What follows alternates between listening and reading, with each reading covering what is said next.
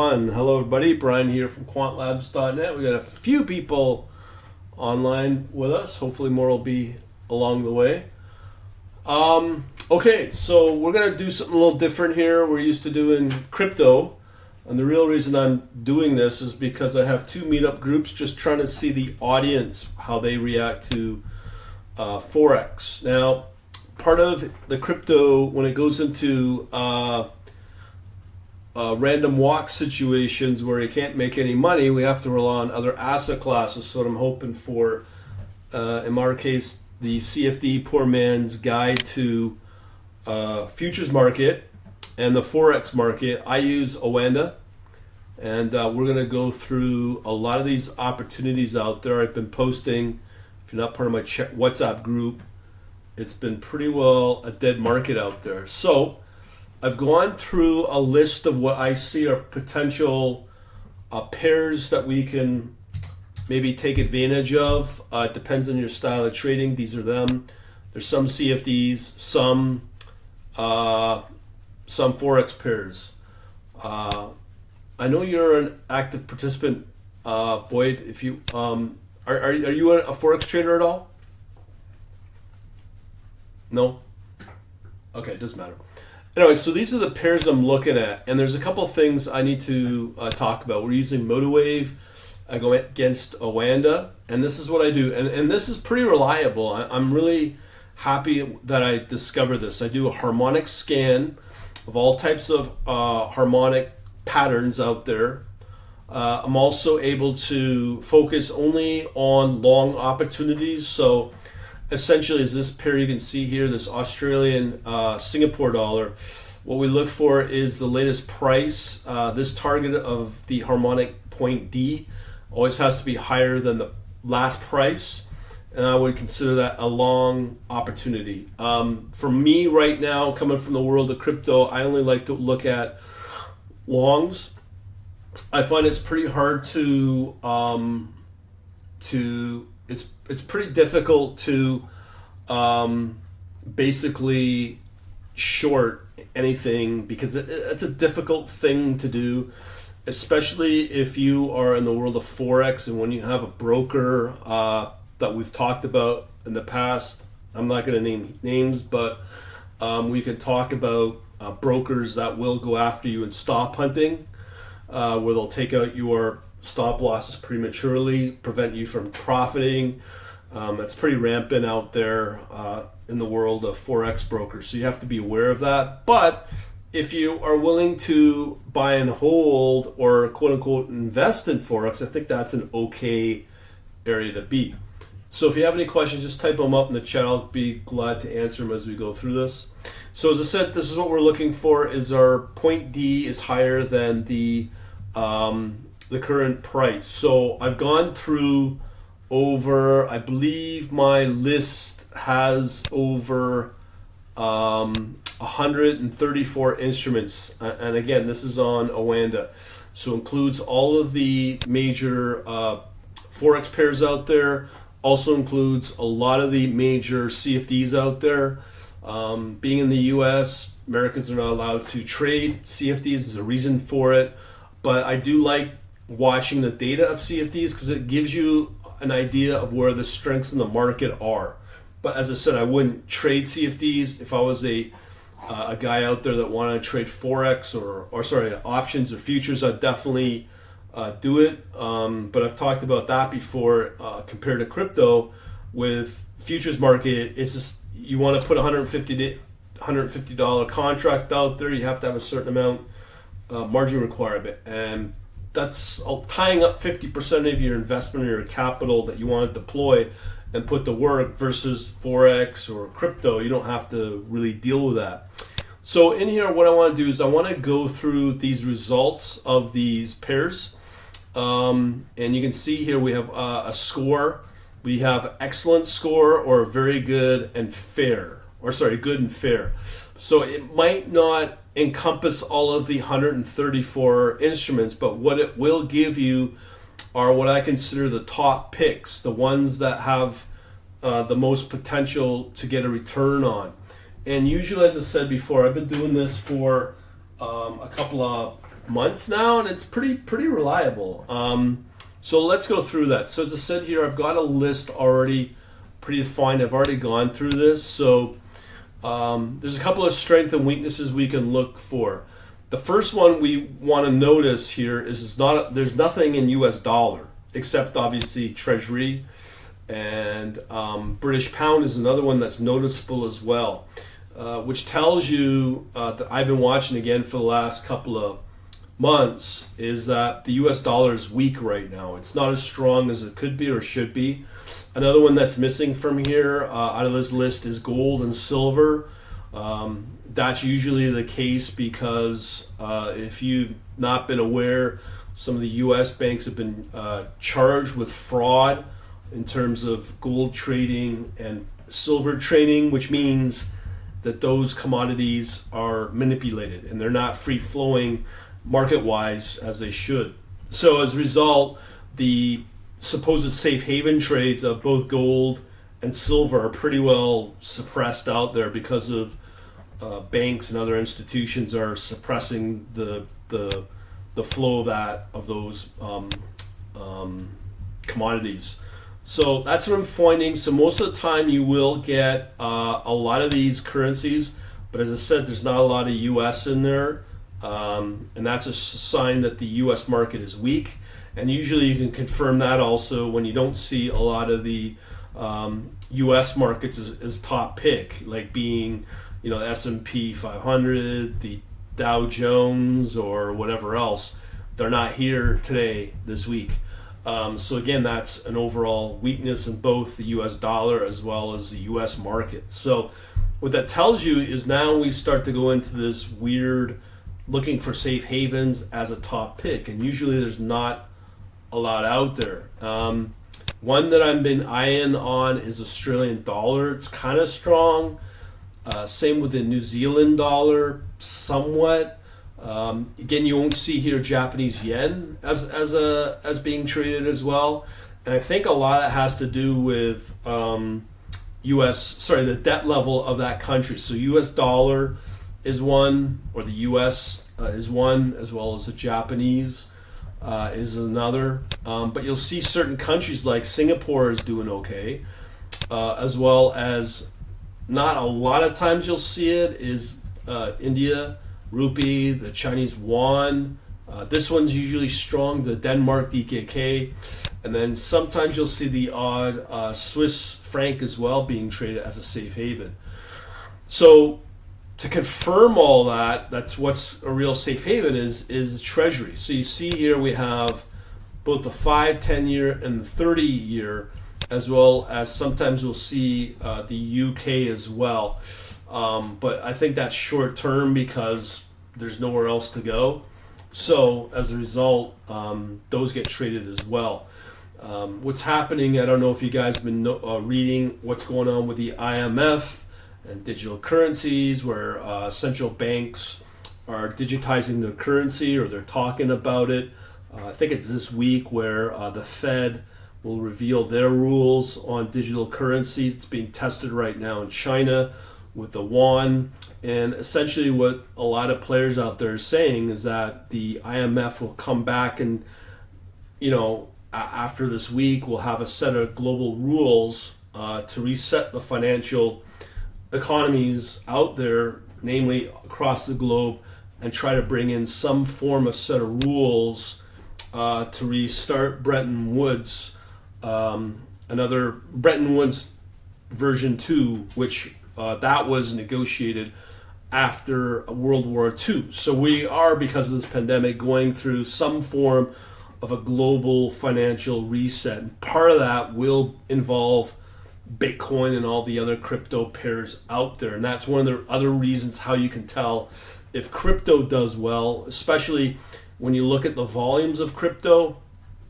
What I do find that is in conjunction with how the U.S. markets and the U.S. dollar performs.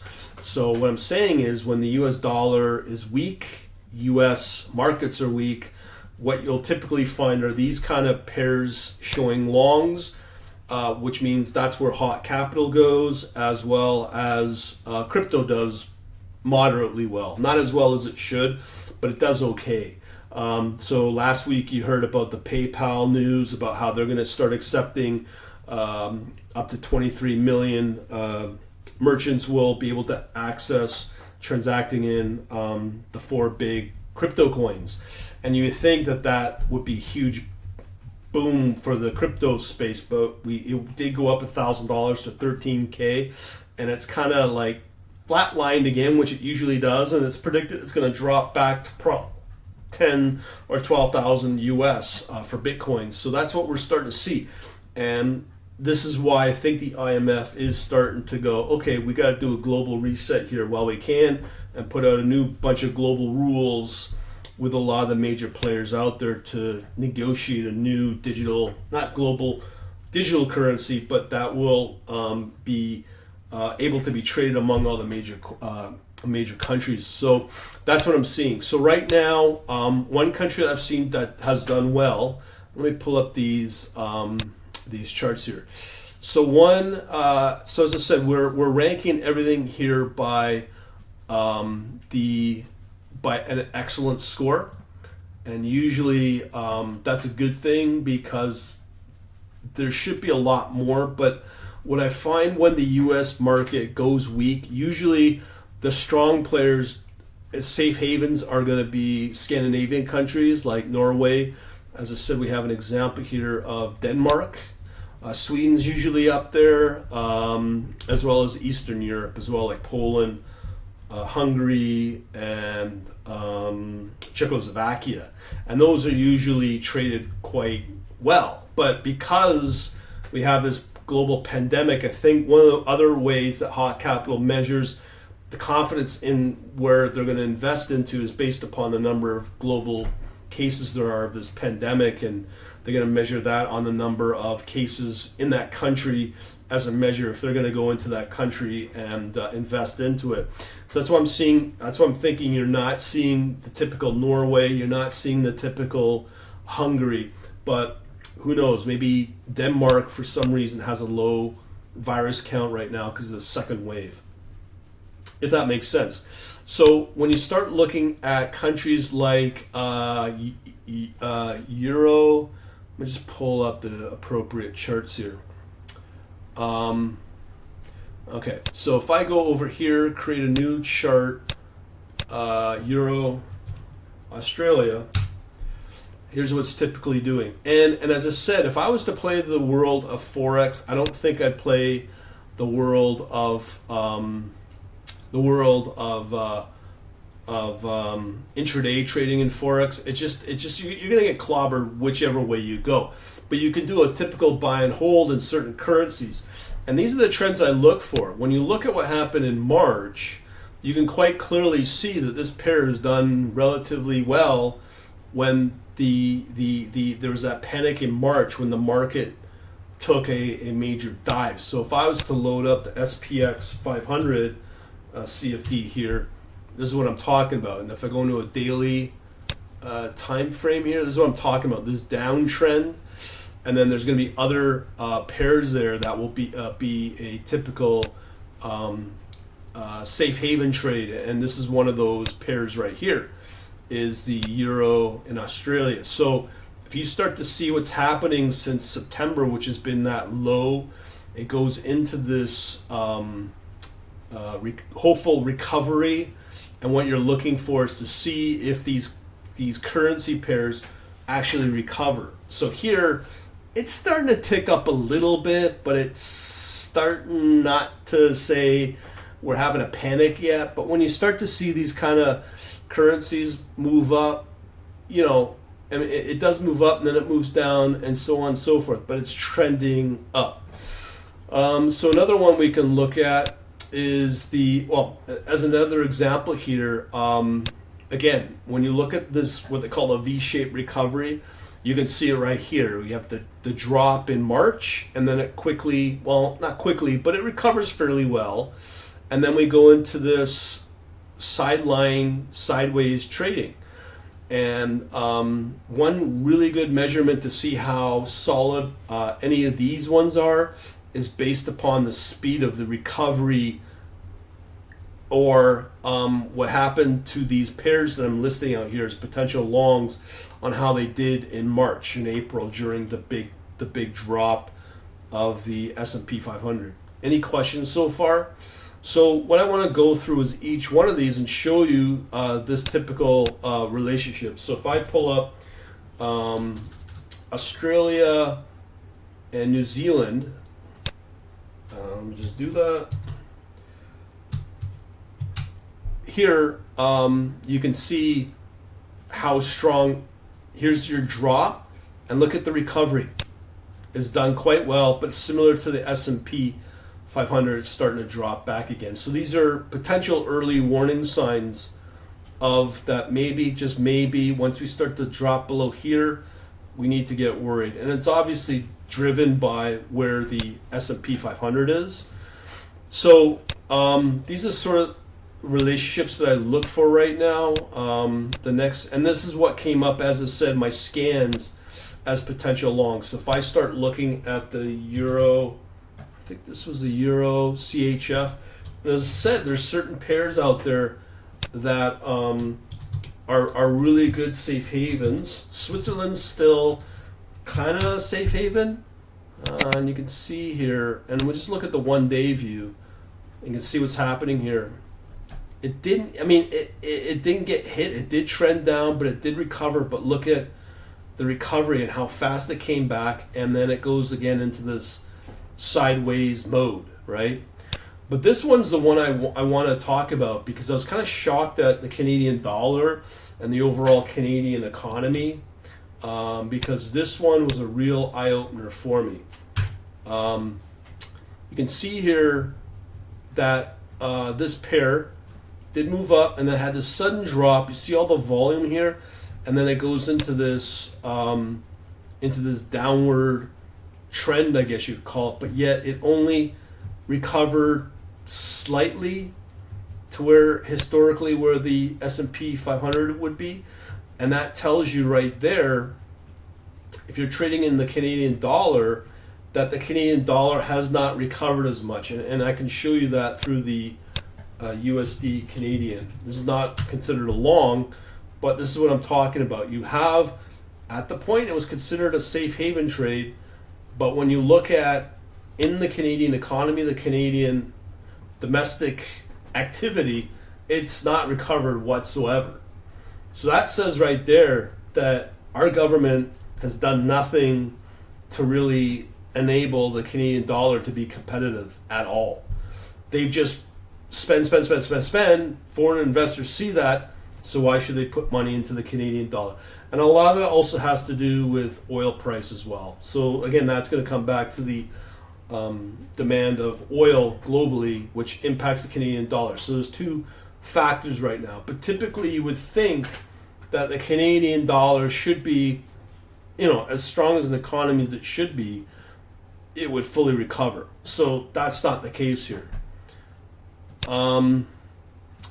So continuing along, this one we already looked at, but the British pound is something to take note. I'll pull up the British pound and the US dollar, and I'm sure you already know that the Europeans and the Brits are in their final stages of the Brexit negotiations, because it officially ends at the end of this year.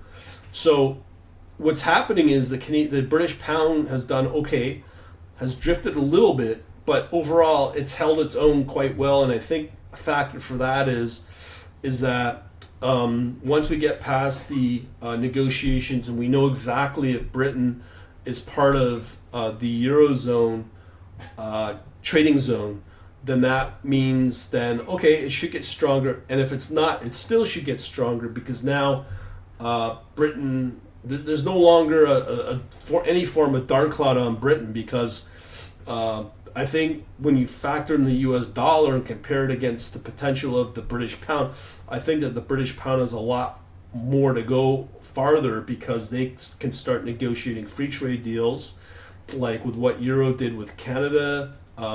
Let's say Britain is negotiating a trade deal with Australia. I think there's something maybe brewing with Canada, and I know that they're definitely negotiating a free trade deal with the U.S.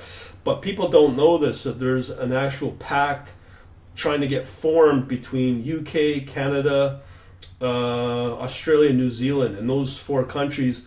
They all vote the same way on the UN, and it'd be a very, very formidable trading pact and a trading zone that they say from an economic standpoint will be much stronger than the Eurozone. So that could happen as well. But I do think where Britain has a lot of potential is when they start negotiating with the Brits, because that's going to be a huge benefit for both countries. So there's that. Any questions so far? Here's another one that's quite interesting. I'm going to show you some of the trades I talked about with US dollar against Scandinavian. I'll show you the first one here that we're seeing is the DKK, which is the Denmark trade here. So March comes along, dips, recovers, and then goes into this strong decline, and it doesn't recover. There's that one. Then when you look at Norway, there's another one.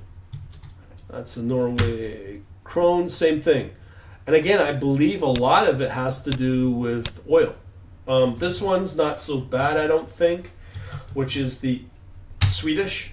So it's still got hit pretty hard. So typically, you can see here, especially with Sweden, it's come back a little bit. So this might be an interesting place to hide out when the markets do tank. And that can be proven right here. There was that big dip in March, and it just took off from there. So that might be a really good place to hide out on a currency front. So be aware that Sweden might be a really good one to watch for. And again, this is not intraday trading we're talking about. We're talking about like a typical buy and hold investment as a place to hide out in. So again, we talked about the U.S. Canadian dollar, which was considered another long. I don't know. Long term, I don't think I would trade that, because if there's no demand in oil, then there's going to be really no point. Now, this is where it gets interesting, because we're going to talk about the next two bigger economic powers, China and India. So check her out. This is pretty bizarre. Although Trump wants to start these trade wars with China, you can see here in this relationship, it hasn't even dipped, has come back down, but there's two things that we need to consider. We have the pandemic, obviously it hit the Chinese economy, but you can confirm how the Chinese are doing as an economy. That should say it right there.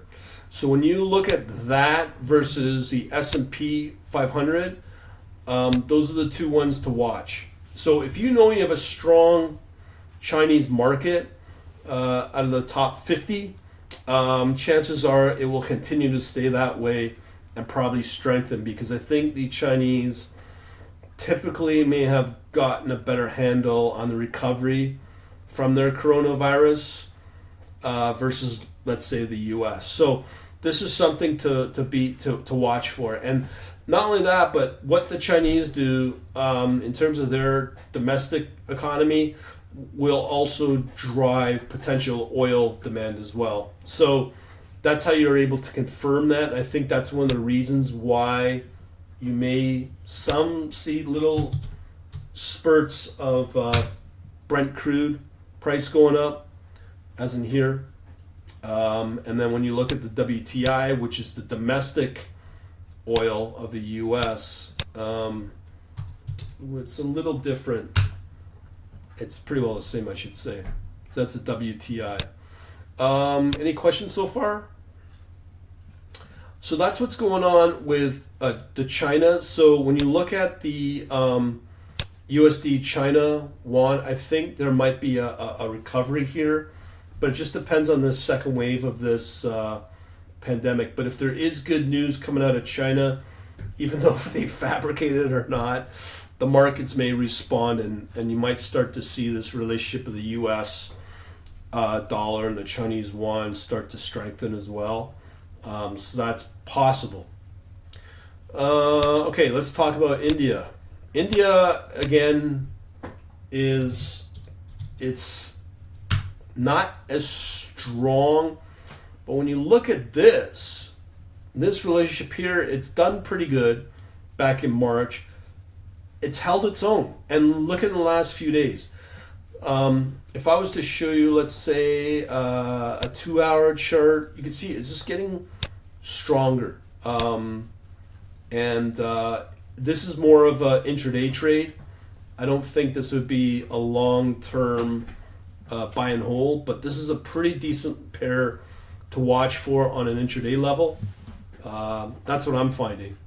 And these two countries, both India and the Chinese, have a lot of potential because I think we're at that turning point where the U.S. is going to start to decline, and these two countries, both China and India, will start to perform better just because of the market size.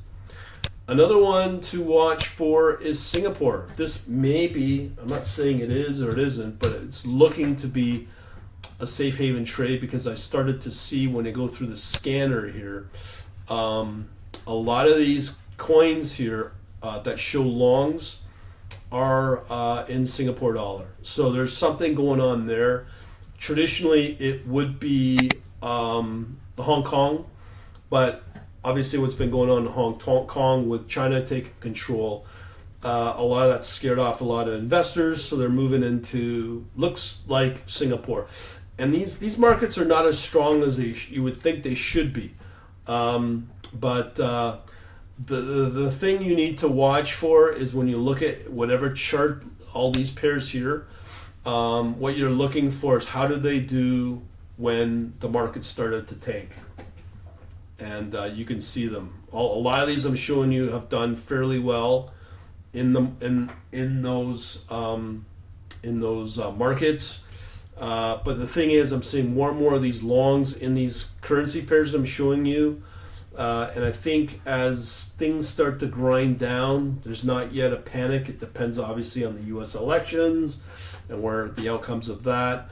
I think these ones will start doing pretty well, namely if it's in Australia, a little bit in the Swiss franc, as well as Singapore dollar, maybe the new safe haven. As I said, we're not seeing the Japanese yen. I'm not seeing as much Swiss franc. I would have said yes to the Scandinavian and Eastern Europe countries, but they're just not coming up as much as they did as a few months ago. But I may be surprised by that if the markets tank. So when you look at where things are in terms of commodity, let me just see how the markets did today. You can see here, this is what's been going on in the U.S. markets on Yahoo. You can see the markets have been pretty battered, pretty good, 1.5% to 2% in the Dow. So how do I know that these longs do well? This is what I'm showing you. So on the U.S. front, what is the safe havens are these guys right here, the treasuries. So when I start to look at them, they work in conjunction with the S&P 500. But this is where it gets kind of weird, because you would think that if the markets are starting to recover, they're starting to show recovery in the U.S., they're coming back, and they're pre-recession, pre-COVID levels, or they have reached it. And then you go, well, when do you expect to start seeing the U.S. bonds, Treasury, start to contradict that? I mean, traditionally, that was the whole point of these instruments, is that when the markets do well, we can expect the Treasuries to drop off. We're not seeing that. So again, it's holding its own. But a lot of this really depends on the U.S. dollar and the election results and where the trade results go with China. this could go one of two ways. It could go up a little bit more, but I think more and more foreigners are starting to lose interest and confidence in the U.S. market and the debt level and how the U.S. is handling both the virus as well as the stimulus. I mean, a great example of when you factor in the U.S. debt level, what I found astonishing was when you look at the U.S. debt level up until 2000, all they had was $5 trillion on the books as a deficit up to 2000. So you're factoring in 200 years of the U.S. when it was founded. You're factoring in 2 world wars that the U.S. was part of, and Vietnam and Korea, and you factor in they've only added over that timeline up to 2000 only $5 trillion in deficit. But when you factor in this year and where we're at, I don't know if a lot of you know about this. Let me just find it. And I've talked about this quite a bit. A lot of people think I'm BSing here. But I'm going to show you the U.S. debt clock, okay? This is the U.S. debt clock in real time. So imagine what I just said. You had $5 trillion in the U.S. economy or the U.S. government up until 2000. Now, when you look at this, it's $27 trillion now. Up until the beginning of this year, it was around 20 trillion. Okay, so this year alone, 2020, when this pandemic hit, all we did was we've added $7 trillion to the debt level, $7 trillion this year alone. Now they're talking anywhere from 2 to 4 trillion once they get this next stimulus package out. So that's going to push it most likely beyond 30 trillion. So what you got to factor in is these stats right here, the debt to GDP ratio, 50%, 34%, 55%, and 137%. How is it likely that a country is able to get foreign investors into a country and be able to sustain the U.S. dollar? And that's what I'm starting to think. I think we're starting to see the early stages of people moving off of the U.S. dollar, moving off of the U.S. Treasury as a safe haven, because historically it's always been, well, the U.S. government has always paid their debt, and well, we're starting to see it getting strained now. I can pull up the other two maturity dates of the U.S. Treasury. When you look at, let's say, the 10-year, same relationship as the 5, and as well as the 30. Or sorry, the what was it? The 30. Okay, so it's not as the recovery's not as strong as compared to here with a 5-year, but the 30 is not as strong because it's a longer out maturity date. So people are starting to lose confidence. Foreigners, I'm talking about, losing confidence in the U.S.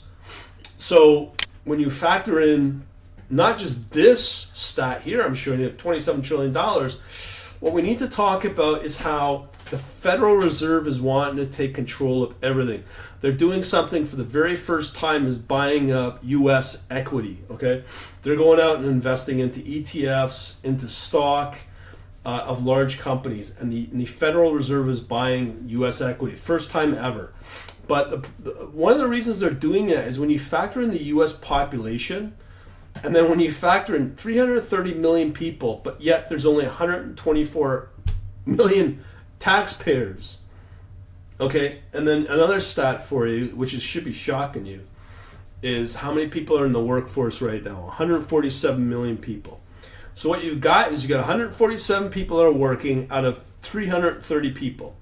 When you look at the stats of overall of the U.S., your real unemployment is going to be around 50%. So I think that's one of the reasons why people are moving off of the U.S. dollar, and that's why they're starting to bring in this Bretton Woods thing and talking about a reset. So this is what we're talking about, are these safe haven trades, and that's starting to show up in this list of what I'm seeing is that people are starting to kind of move money around, experiment a little bit with China, what they offer, with India offers. Also, it looks more and more like Singapore is a place to park, and maybe, just maybe, Scandinavia. So that's what I'm seeing right now, and obviously they're putting back into the treasury as well. So that's where it's at right now. Where will it go? I don't know. I think that's one of the reasons why institutions are moving into crypto with Bitcoin in that. But even there's control access points of crypto.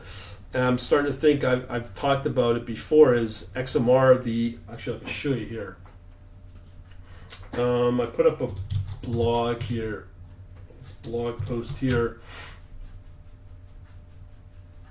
Okay, just give me a second while it loads up. I put up a chart here, and I generated this this morning. So what we have here is we have gold in purple. We have also this one, which is Bitcoin. So Bitcoin's outperforming gold. I haven't talked about gold. We have here oil, okay? And we also have the IXIC, which is somewhere in here. But if you were to ask yourself, where would you put your cash? Well, you don't obviously, Bitcoin is outperforming all these others, but now it comes down to which crypto coin is outperforming which. So when you look at Ethereum, it's up here. And then the next one that I've talked about a lot is this one, is Monero. But what I find very interesting is that between here in July to August, it just went up. This is Ethereum now. We've talked about this. I know Boyd's been part of this, is that went up alone because of the DeFi movement. It's just almost doubled. But it's drifted back. And the DeFi is still kind of keeping that Ethereum performance somewhat, but you can see here since early September, it's kind of like flatlined. I think Ethereum's going to start to move up a little bit more, but it's not going to perform as well, you can see here, as XMR, which is Monero. Okay, and I've talked about Monero a lot, and I'm not here to push Monero on you, but what I do want to say is, let me just pull up gold here as one of the other supposed investments. So let's say if I look up XAGUSD, which is silver, you can see it's done well up until August and then started to drift back again. Okay, so it's not, and that's all because of the markets, of the US markets have done well, but it's flatlined, right? And then if I was to show you gold, XAU, come on, XAU, USD again, US dollar, same thing. It's done well and it's gone back into a flatlining mode. So you have to ask yourself, where do you keep your capital? Where do you get performance since September? Okay, and as I showed you in this chart here, since September, you're best getting a sideways move. So you're not getting a lot of performance. If you're part of my WhatsApp group, I think we had one guy ask, well, where do I put my money? Well, if you want my opinion, it's this one right here. And that is this guy right here, XMR, Monero. Okay, so when I pull up, I don't have access to crypto on this workspace of Motorwave. I think really the only hedge out there right now since early September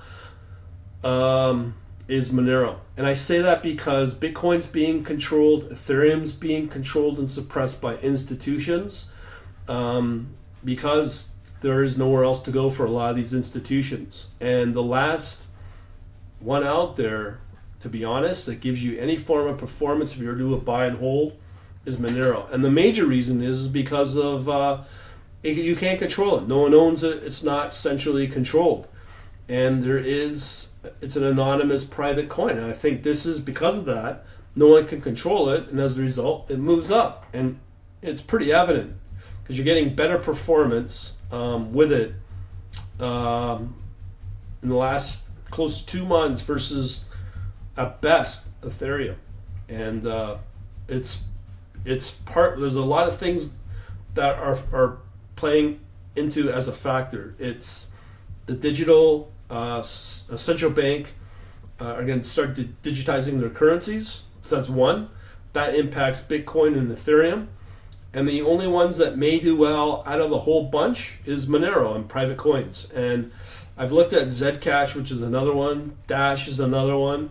But the ones out of those private coins that have done well is Monero.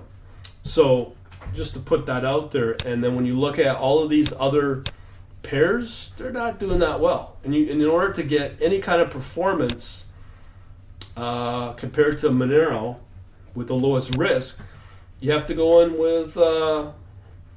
with leverage, and that's dangerous. I find, especially when these coin or these forex pairs start to do what they do right now, flatline. They go in a sideways. You're not gonna. You have a higher probability of losing a lot of money if you do leverage, trying to get a better upward performance return compared to just buy and sell, quote unquote, buy and sell with Monero. It's just safer.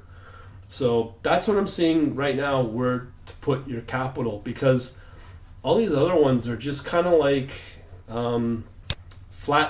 There's no predictability, especially if it's USD in India or China. But they're probably your best bet right now. Based upon historical performance, I'd say the Scandinavian, maybe, but I showed you the chart. That's highly dependent on oil, it seems.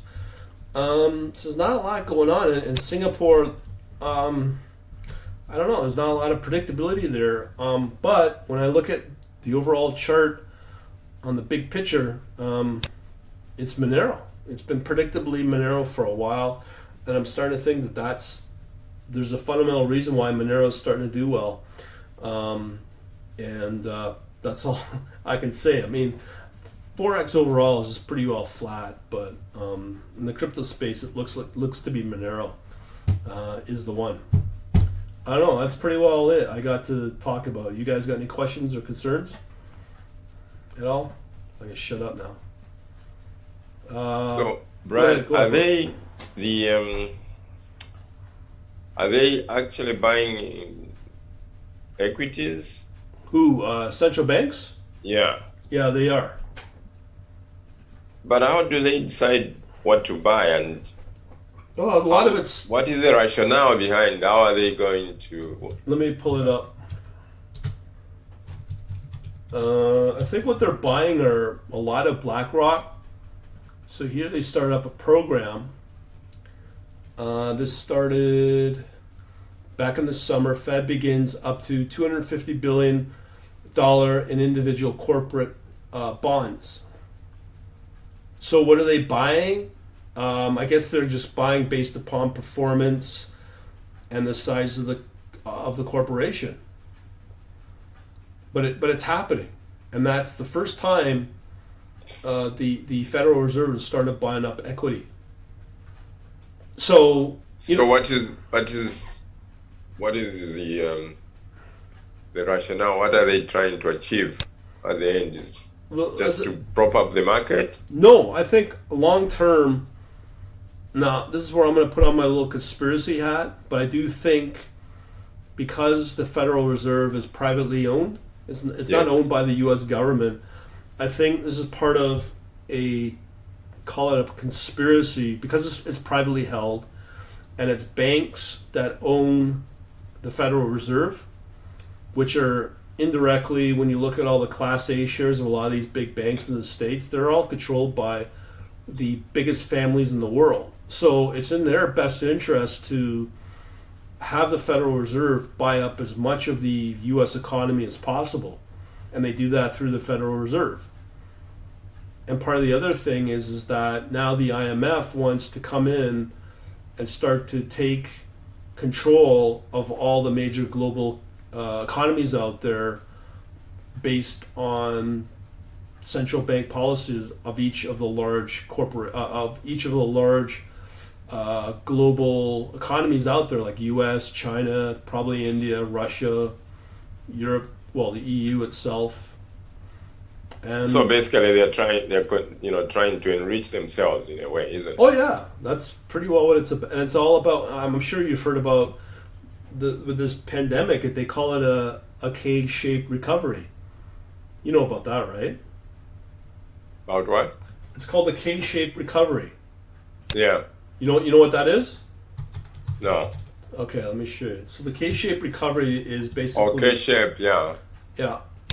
So for those watching, I mean, essentially you got the upper end of the K, and that's the wealthy. Those are the ones who are making money right now, and the majority of people with the wealth gap, they're on the downside of the K. Yeah, okay. And that's what they're predicting, it is happening, of what is shaping to be as a recovery.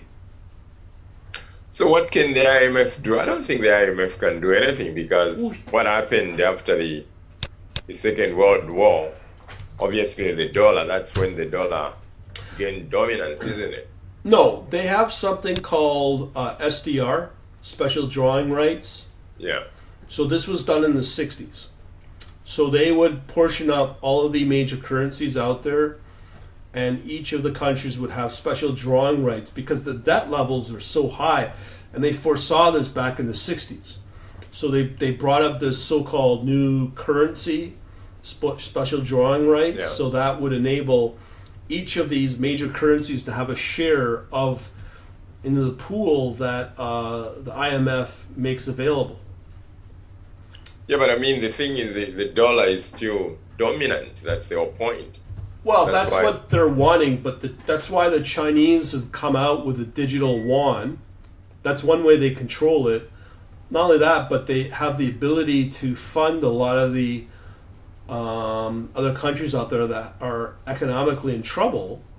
And that's why the Chinese say, hey, we'll give you $4 billion to help out your country. The politicians jump aboard. And then they realize that the country can no longer pay back the Chinese government on the debt that they are the capital that they gave them. So then what happens is, from the Chinese perspective, is, oh, okay, if you can't pay back your debt to us, we'll take something of yours and put it under Chinese control. So in Greece, let's say, they would take over ports. Same in Jamaica, or any infrastructure project. They come in and take control of certain major assets of a country, and usually it's a port. And the reason they do that is so that they now have, okay, well, now we have a port in a country, they can now start expending their military into those ports and turn them into bases. That's the incentive for China. Make sense? Yeah, it does. Because that's what China's doing right now. When you look at the World Health Organization, they control that narrative of what comes out of the World Health Organization by donating X amount of dollars. And that's what they've done. And the same with all kinds of major UN subsidized organizations. If it's World Health Organization, it'll be the IMF.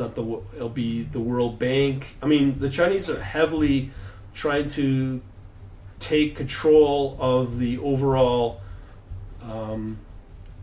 influence throughout the world on all kinds of levels. And the two biggest ones are obviously financial and military. But Brian, I mean, I think this is what the US and the other bigger countries were always doing. So yes, that's right. No surprise what China is doing, just copying the others, what they did for tens and hundreds of years, maybe. Yeah? Well, I mean, that's what they're saying. When you look at Britain, up until the World War II, they were the global power, and they went into decline. The only thing is that the Western countries are trying to scare us of China because we don't know too much about them, and it's easy to make all the proper political propaganda. But in the end, it's nothing else than any other country trying to expand beyond Yeah. their boundaries. So Yeah, that's they have the money. They work hard for this. They invest. They take control of the yeah, investment and as much as they can. that's what I think's happening to the U.S. because of their debt level. Yeah. Like the Federal Reserve are basically lying to its people, saying these are the number of unemployed people. I've got a chart of data sets I can show that will say that the Federal Reserve up until the 60s and then the 80s and then the 2000s, they changed the data set and redefine it and then put out a new data set to confuse people. And they do that is to hide the debt level of what the U.S. is going through. But as I said before, when you look at the debt clock of the U.S., it's the U.S. population and the total workforce as well as the U.S. income taxpayers. And that is what I think foreign investors see, is that they start to lose confidence in the U.S. as a place to invest because, well, you're kind of in decline, and that's where China sees that as an advantage, and they exploit that, and that's why they're bringing out the Chinese digital yuan, and the IMF takes notice, and we're starting to see a new global reset where the financial dominance, I hate saying, but appears to be at least going for sure to the east, and the global player that may control it is somehow China. Yep. And I'm not here to talk politically which is the better country, but just that's what I'm saying. Yeah, that's what will happen. You know? And India is another one that has the potential, but when you look at the charts, let me see if I can pull it up here. If I show you the daily chart of INR, the rupee, it says it right here. I mean, it's not going back down like other currencies are against the U.S. dollar, but yet it's not as strong as it could be or should be.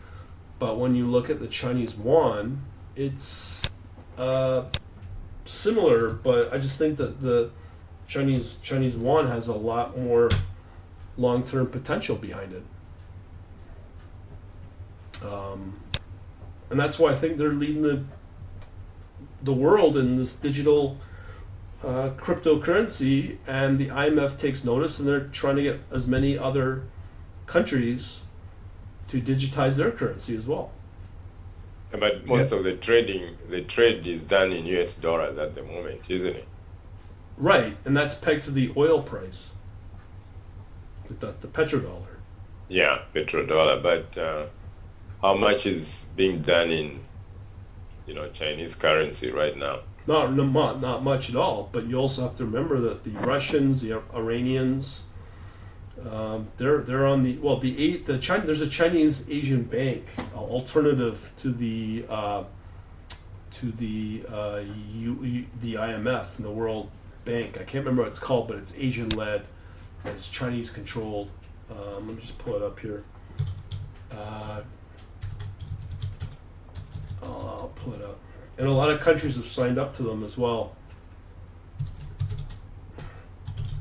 So the only thing is, for things to improve for everybody else is when oil is no longer important in the scheme of things, isn't it?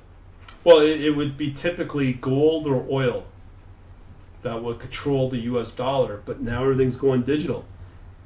Yeah, so I think that's the only way everybody else is going to benefit in the long term, because as long as the U.S. is dominant, they can,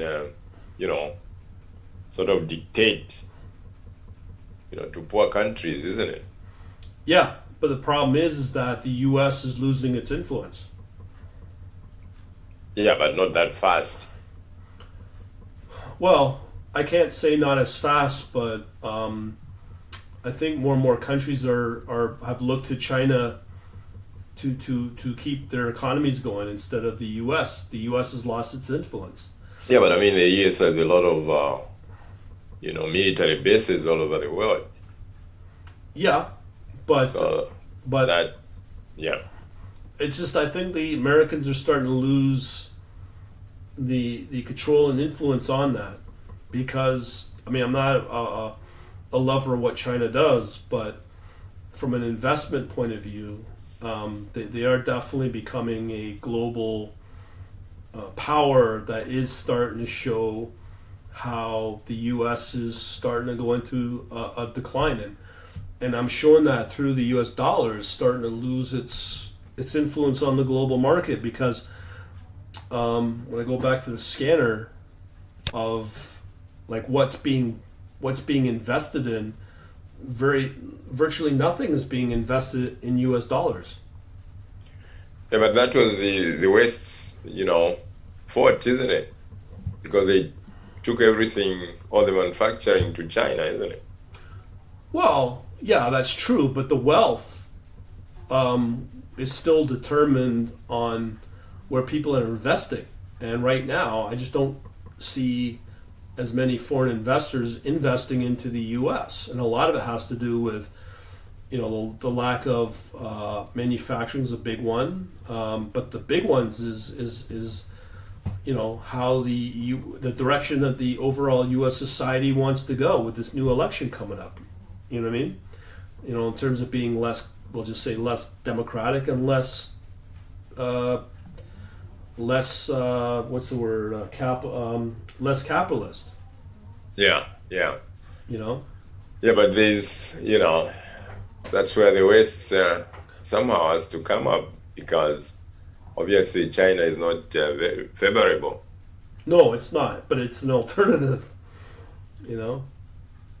Because But that's why I say in this. I think if the U.S. does start to tank, well, I won't say tank, but it goes into a decline, and I was to compare the outlook of Britain and the British pound, I think the British have a bit more happy days to come in the not near future, but in the next 2 to 3 years. They're going to start to look better than the U.S. And the reason is because they're no longer shackled by the EU. They have the ability to sign their own free trade agreements, and it's still Britain, right? So, but I'm not saying they'll be the global dominant power, but in terms of a country of, a capitalistic and a democracy, I think UK is probably going to be the leading country to watch. yeah, but how is that going? Are they decoupling from the EU? I think it will happen, yeah. I mean, I haven't seen, because right now, the EU is trying to make it like that the Brits need the EU, and the Brits saying they don't. And the reason they say that is because they, for the last few years, have been negotiating a free trade agreement with the U.S. And the U.S., just from a population standpoint, is more than all of Europe. So that trade agreement's more important to them than EU, I would think.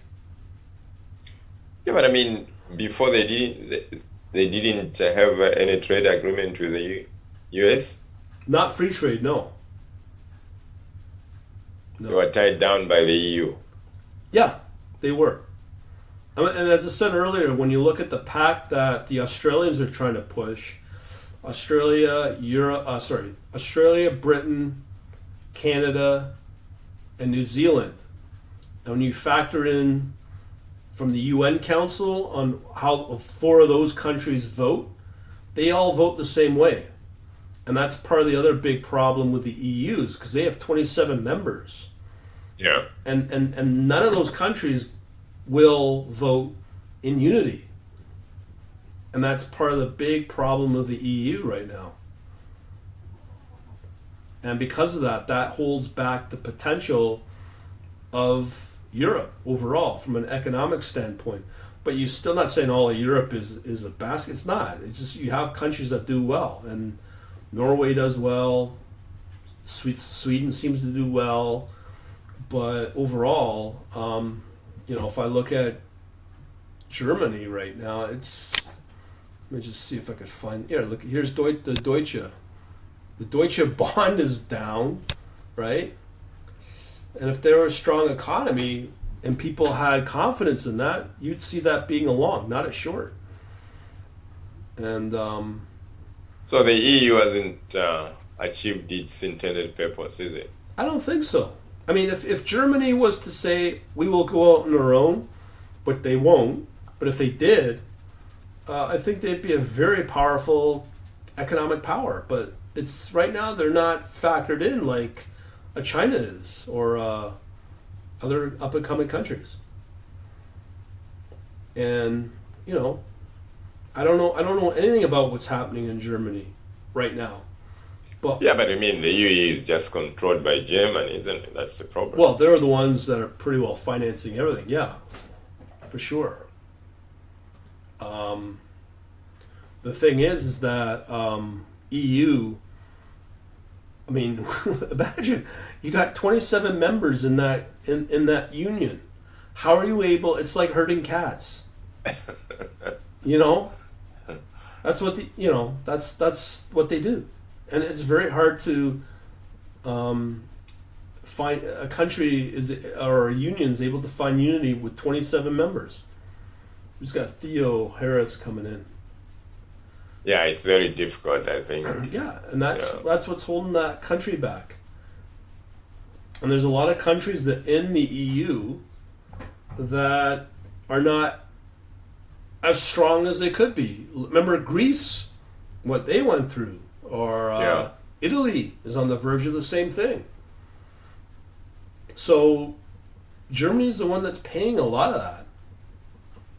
And I think they've taken on too much that it's very hard for them to bankroll the whole thing. And I think a lot of countries are starting to get, I mean, France is doing okay, but overall I couldn't imagine how you can expect a country like Germany to bankroll 26 other countries. It's tough. So the EU, the euro, as a currency is not as strong because if you go back into this list here, you're not seeing as much in US dollar, and you're not seeing as much in euro as well in terms of currency pairs being invested. So what is the problem? Those other countries in EU cannot grow their economies? They're not. What is the problem? I think, well, from an ECB point of view, the European Central Bank, a lot of it has to do with they're just bureaucrats. I've been told by various people, if you want to be a millionaire in Europe, you have to become a government bureaucrat. In terms of those countries, a lot of them, like they're not anti-business, but to start up a company in anywhere in Europe, it's thousands of dollars. Here in North America, it's just a couple, maybe $100. You can have your own company. And when you have those type of disincentives for people to start their own company in Europe, guess what? You're not enabling new companies to come about and prosper and hire people. Yeah. And it loses its global competitiveness as well. I mean, that's one of the reasons why China does so well. Exactly. I think that's the major problem. Yeah, and they have a huge, Chinese people are highly industrious and really, of any country in the world, they're probably the most entrepreneurial out there. And that's another problem what's happening in the States. Like if you go out and you want to start a business, you're going to be vilified. Yeah. Because you hire people and da-da-da. And that's not how an economy works. And that's why I think China probably will start to do okay. Not great, but they'll do better. As I said, I'm not here to kiss China, but they'll do okay because they're a communist country. That's the downside. But and that's the thing. But when you look at a country like Taiwan, I mean, if Taiwan was considered an independent country, it probably would be one of the strongest economies out there in the world. I mean, they have virtually no coronavirus cases. They were the first ones out there to acknowledge that there is a global pandemic coming, and they took control of it in the first week of January. and they don't have the problems that the West has. Yeah. And at the same time, China is trying to control Taiwan. But Taiwan is such a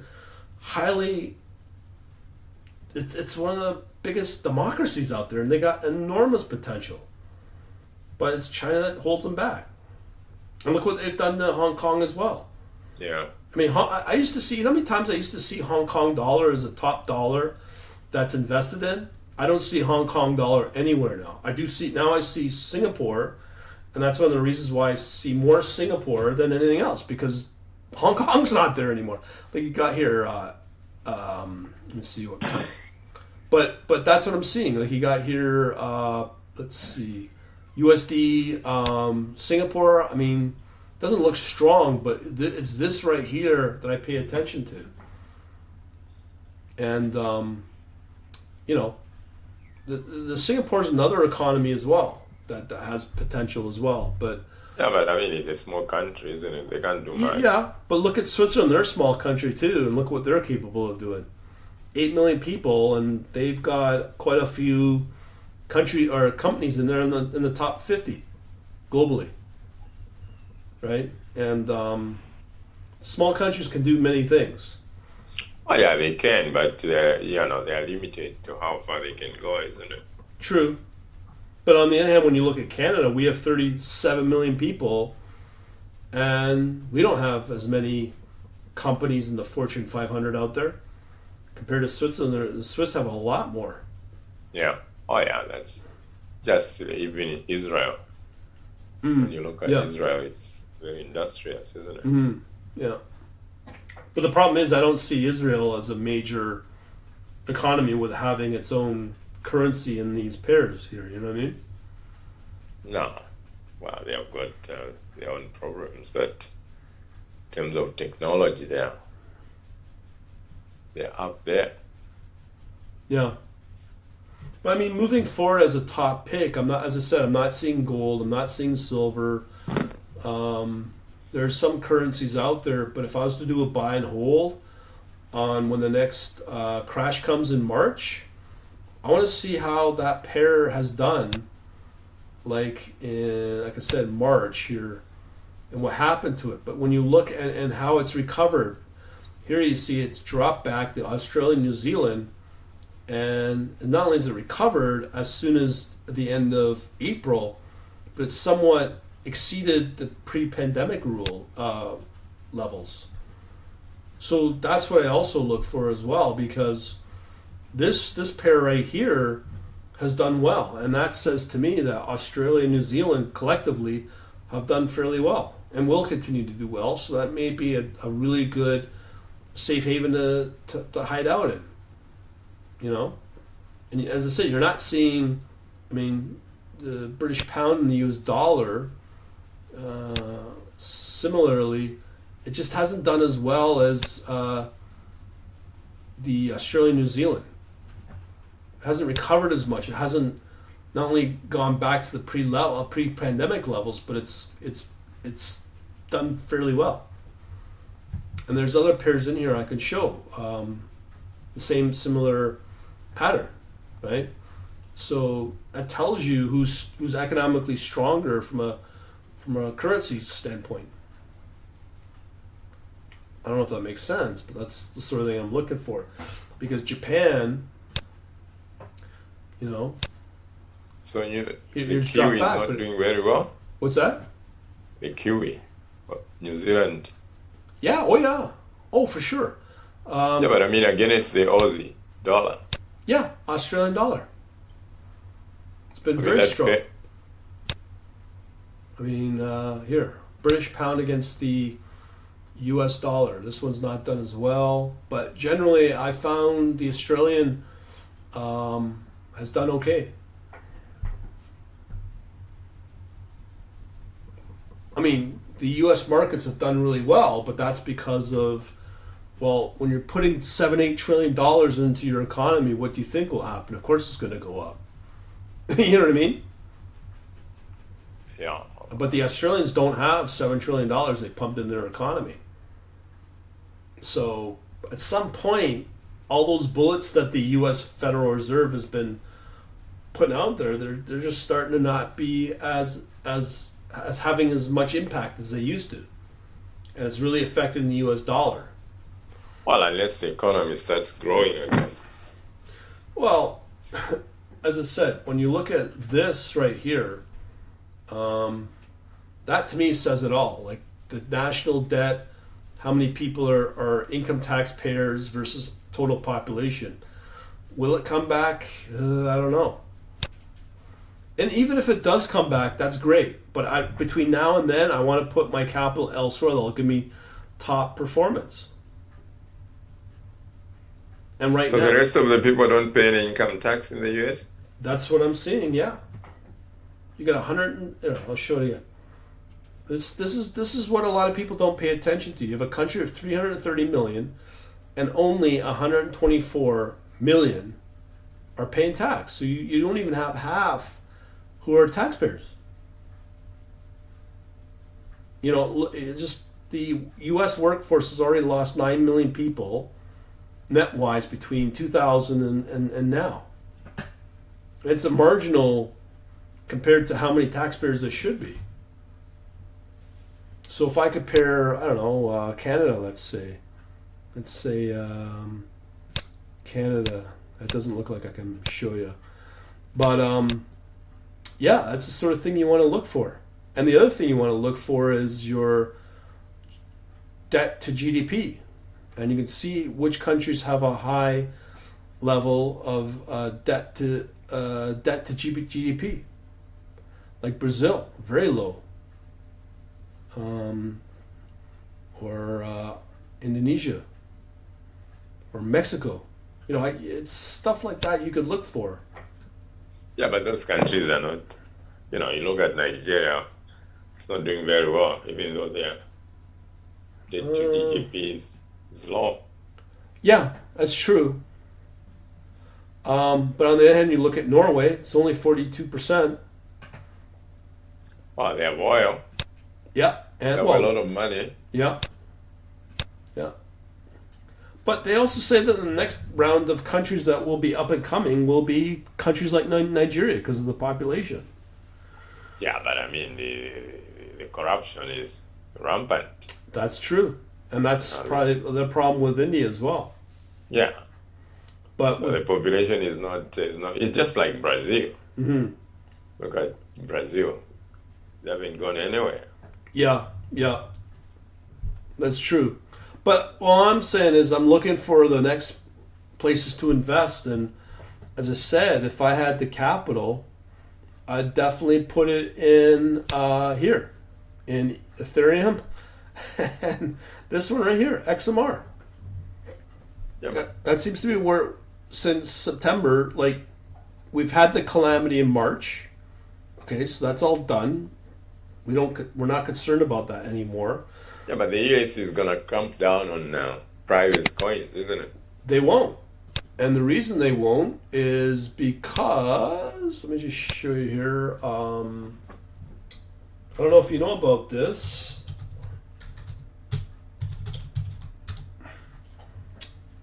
Here is a story on the IRS will pay up to 625,000 if anyone can crack Monero. Yeah.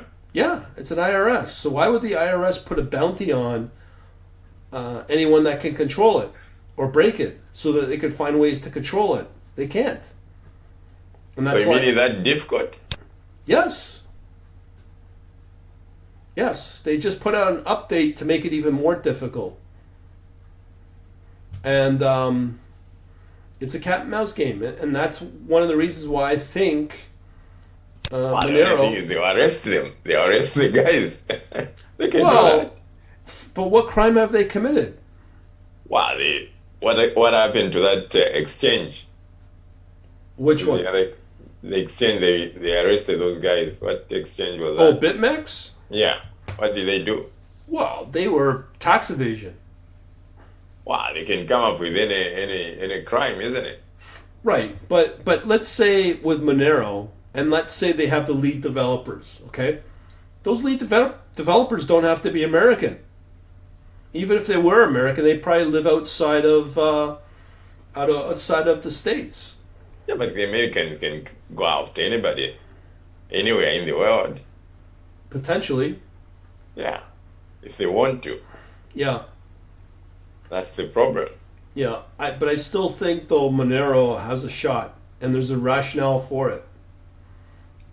And from the charts that I'm seeing, yeah, it's outperforming Ethereum now. It's definitely outperforming Bitcoin and all the other traditional asset classes, be it oil, gold, the U.S. market. It's killing them. Yeah, yeah. So, well, if you have made money already, that's fine. But I don't think it's gonna keep going. It has to drop. I think if you, as we've always talked about, with crypto, if it's not going to be one coin, it'll be something else. Like we've talked about what happened in the DeFi movement, right? And that's died off. But maybe something else will come along where it will start doing well as well. Yeah, but the thing is to catch it early, isn't it? Yeah, that's true. But I'm saying right now, if you want to make a good return over the next couple of months, is this guy right here, Monero. Those are the early days of the Monero, the performance. When you factor in, which started in September, Monero is starting to take off. And I think it will continue to take off as long as no clarity in the markets, no clarity with what the U.S. does, no clarity in what happens to gold or Bitcoin or Ethereum. There's no clarity in any of those. The one that will bring clarity, because there's nothing left, it'll be Monero.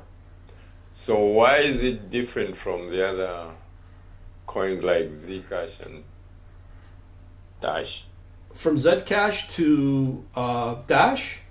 Yeah, I mean Monero, why is it performing better than all the other private coins? From a long-term perspective, I've looked at Zcash, and I can't give you that answer, but conceptually, I just think that when you look at CoinMarketCap, it's just purely market capitalization. I think Monero's number 13 right now. I mean, like, it used to be Chainlink, right? Yeah. Chainlink was the big one. You can't, the performance is not there anymore. But Monero is number 14, and you can see it's moving up 24-hour period. 2.79. Now it's 130. Yeah. Oh, the value of it? Yeah. Yeah. But consistent, this one does really well. Like from a predictive point of view, this one's up and down like a toilet seat. The polka dot. Yeah, but when I looked at Chainlink, I think it's a good candidate for trading. I think. Yeah, I don't know. The chart. Yeah. I don't know. I mean, I could pull up Yahoo and compare each coin, see where they're at. Finance, Yahoo, and then just look at, let's say, Chainlink and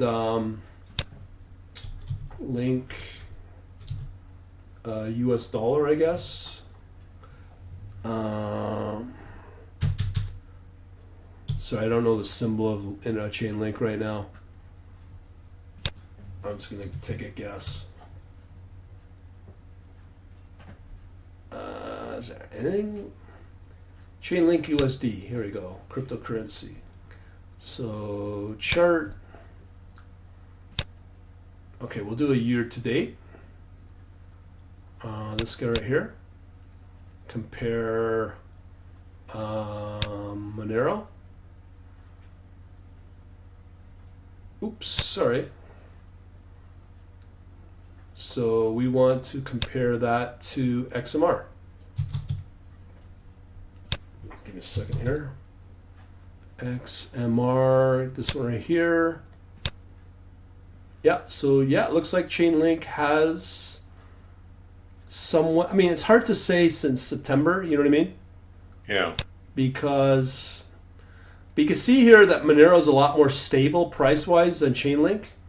Yeah, but I like Chainlink because it's kind of, it's tradable. Mm-hmm. Or especially if you go to maybe 6 months or 3 months. Yeah, okay, let's do that. Let's say 3 months. So a little slightly more with Chainlink. Or sorry, yeah, so it's 73% versus 57% for the last 3 months. That's a 20% difference. So, I mean, you could look at Polkadot as well as another one. I mean, what other crypto coins would you say that you'd put like long-term buy and hold on or hodl with? I'd say these two, either BNB or Polkadot. Yeah. These other big ones, they don't do a whole lot. No, they don't. So let's do those two and just see how they've done over the last 3 months. Ethereum is okay, but it's got problems right now. Well, I think Ethereum will take off once the version 2 comes out. Yeah, but it's not coming out anytime soon. Yeah, it's supposed to come out this month or next month in November. But they have had problems with it. Oh, do they? Yeah. Oh, okay. I thought there was a organization said it's ready to go. So let's say BNB. I think BNB will only grow because of Binance. Yeah. So that's a 3 months. So that's done quite well, actually, the BNB. And that's because as well. Yeah, that's a huge difference. And then the other one I put in is Polkadot. But wouldn't you say Polkadot?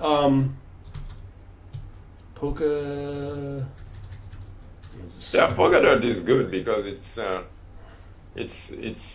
exchange, so it's a different asset. Yeah, they don't have Polkadot yet. Oh, they don't? Doesn't look like it. Polka. It's just dot. Yeah, no, they don't have it listed on Yahoo yet. Oh, okay. It's probably fairly new. I don't see it. I'd be interested to see. How about Uniswap? Which one? Uniswap, Yun. Oh, Uniswap? Is it UNI, right? Yeah. Yeah. Uniswap. Not yet, no. Oh. But definitely BNB is another good one to have. And XMR. Polkadot, I think the newer ones are just too new right now. Yeah, you have to go to the exchange. Yeah. But do they give the returns like Yahoo does? Do you know? Oh, yeah, they do. Oh, do they? They Okay, do. you have to guide me through that. I've never done that before. We've lost a lot of people when we talk about all this stuff. Why? Huh? Well, we had another Why? guy come in and he dropped off.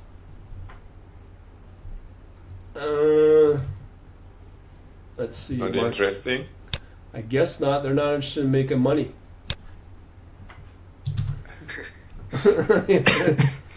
It's I sit here and take notes.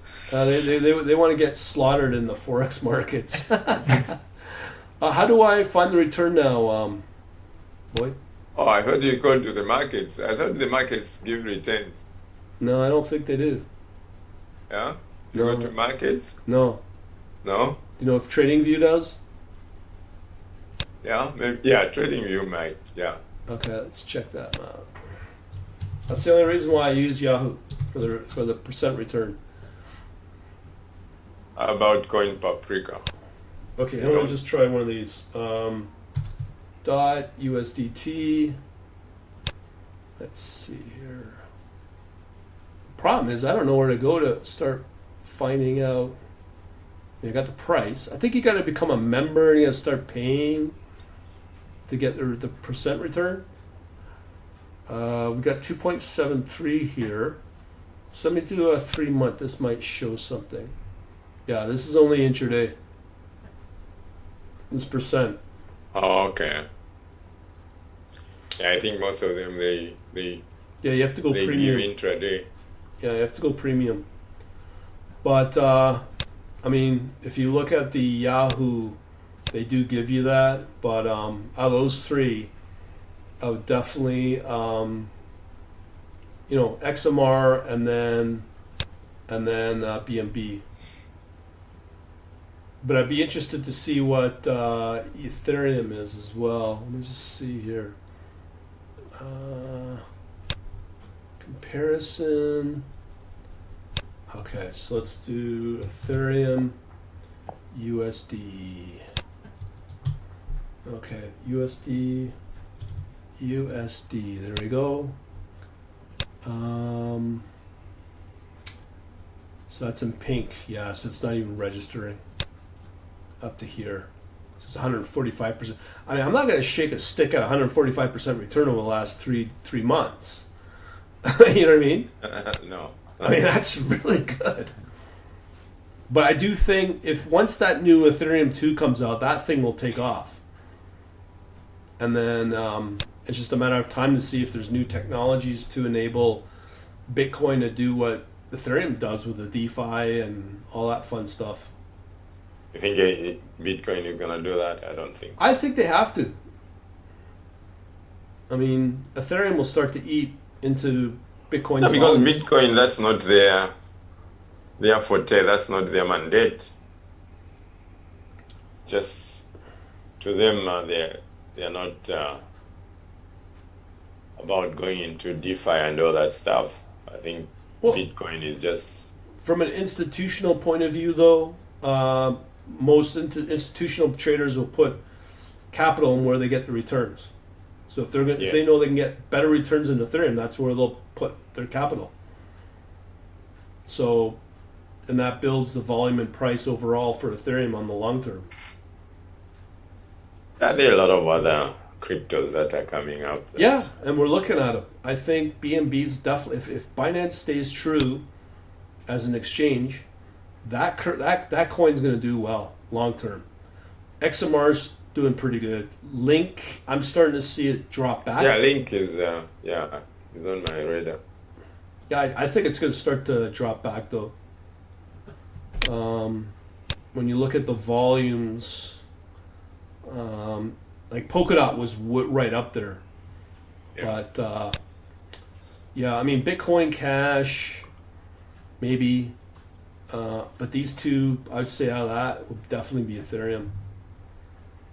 So, I don't know, but it could change. Well, I just staked some, there's a new currency on Binance. So for 1 month, I think I ended about 30 coins in value. Oh yeah? A new currency called Alpha. Alpha? Yeah, it was just recently been added on Binance Exchange. So I staked some money and the yield is about 14%. It varies from 7 to 14%. And that's over how long? Well, it's a month. The staking lasts only for a month. I see. Okay. Yeah. So what happens is, before they put it on Binance, you can stake. Right. Okay. For a week when it is, registered on Binance, and then for another 20 days you can stake, and you earn some coins. Okay. Yeah, which I think is a good thing, because when the market is so flat, that's another way of earning some yield. Right. So I think I only staked about maybe 220 USDD. Okay. Within the last 3-4 weeks, I earned about 30 of Alpha. Okay. Well, that's good. Yeah. So if you log in, you go to savings. Okay. Can you log in your account? Oh no, that'll be a while. I got 3 levels to go through. Yeah. Yeah, when you go to savings, then you can see which currencies are being you can stake. Yeah. Yeah, so that's that way, if I'm not trading, I can earn some coins. Mm-hmm. I've got 30 so far. And if maybe it goes to $1 or $2, I have $60. That's fine. That's true. Yeah. Yeah. So RSR's been doing pretty good, or was tracking earlier today. Binance, there are so many ways of earning some money. So, Yeah, I know. yeah. So But definitely, I mean, we were talking about. I mean, you're a former futures options trader. How do you feel about where futures are at compared to crypto? uh, I I think crypto is still what I favor as far as things go, because there's more opportunity. This is a new area, so everything is gonna more especially. I think the other problem is with regulation. Once there is proper regulation in the US, things will start moving, and the institutions. And the other problem with crypto is custody, I think. Yeah. That's the biggest problem, because a lot of people are not interested in, having to deal with all those, long numbers, wallets, and private keys and stuff like that. Yeah. And so once that becomes clear, I think crypto is got a lot of future. And as you are saying, with the US dollar, with all that money being pumped into people have to find some way of making money, something that's more stable. Yeah. And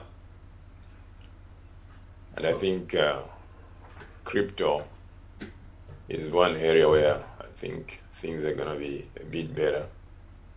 Some of those coins, like even Ethereum, Mm-hmm. because smart contracts and DeFi, DeFi is gonna take off, Yeah.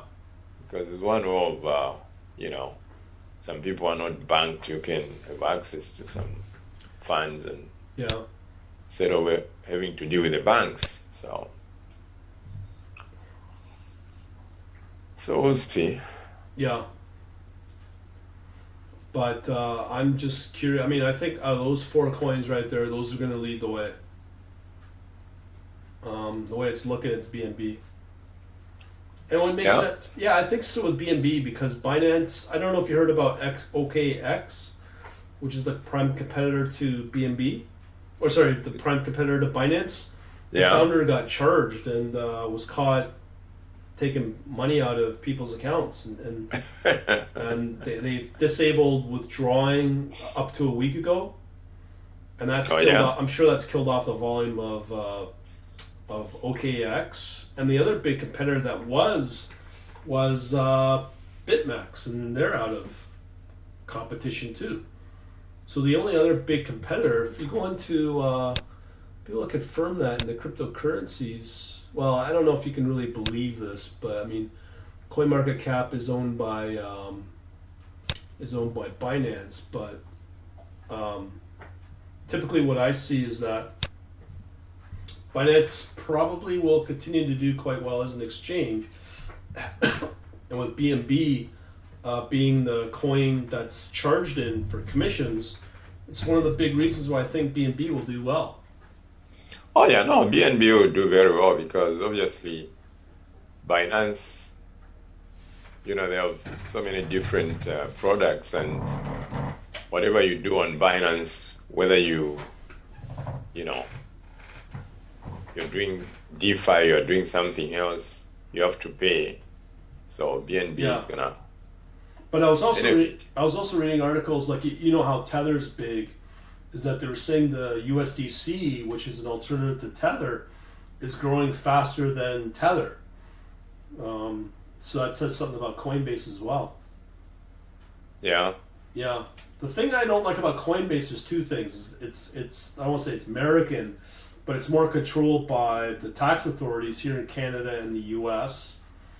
And the other big thing I don't like about Coinbase is that they're much higher commission, like 50% more. Oh yeah. Well, but they have no choice. They have to do the government. Otherwise, unless they move out of the U.S. Yeah, but then they lose. I think they lose their credibility in terms as a place for where Americans can invest into as an exchange. Well, Binance has got credibility. They're not in the U.S. Well, they are, but they're very tiny. That's Binance US. They're very tiny. But their head office is in somewhere else, is it? No, they have a separate subdivision division of for the U.S. that's specifically geared towards the U.S. market. Oh, okay. And they comply with what is needed from a regulation standpoint. So they have that, but there's very little, very tiny volume in Binance US. Like compared to either Kraken or Coinbase, they're tiny. They also shut down Binance Jersey as well. So they may shut down Binance US at some point.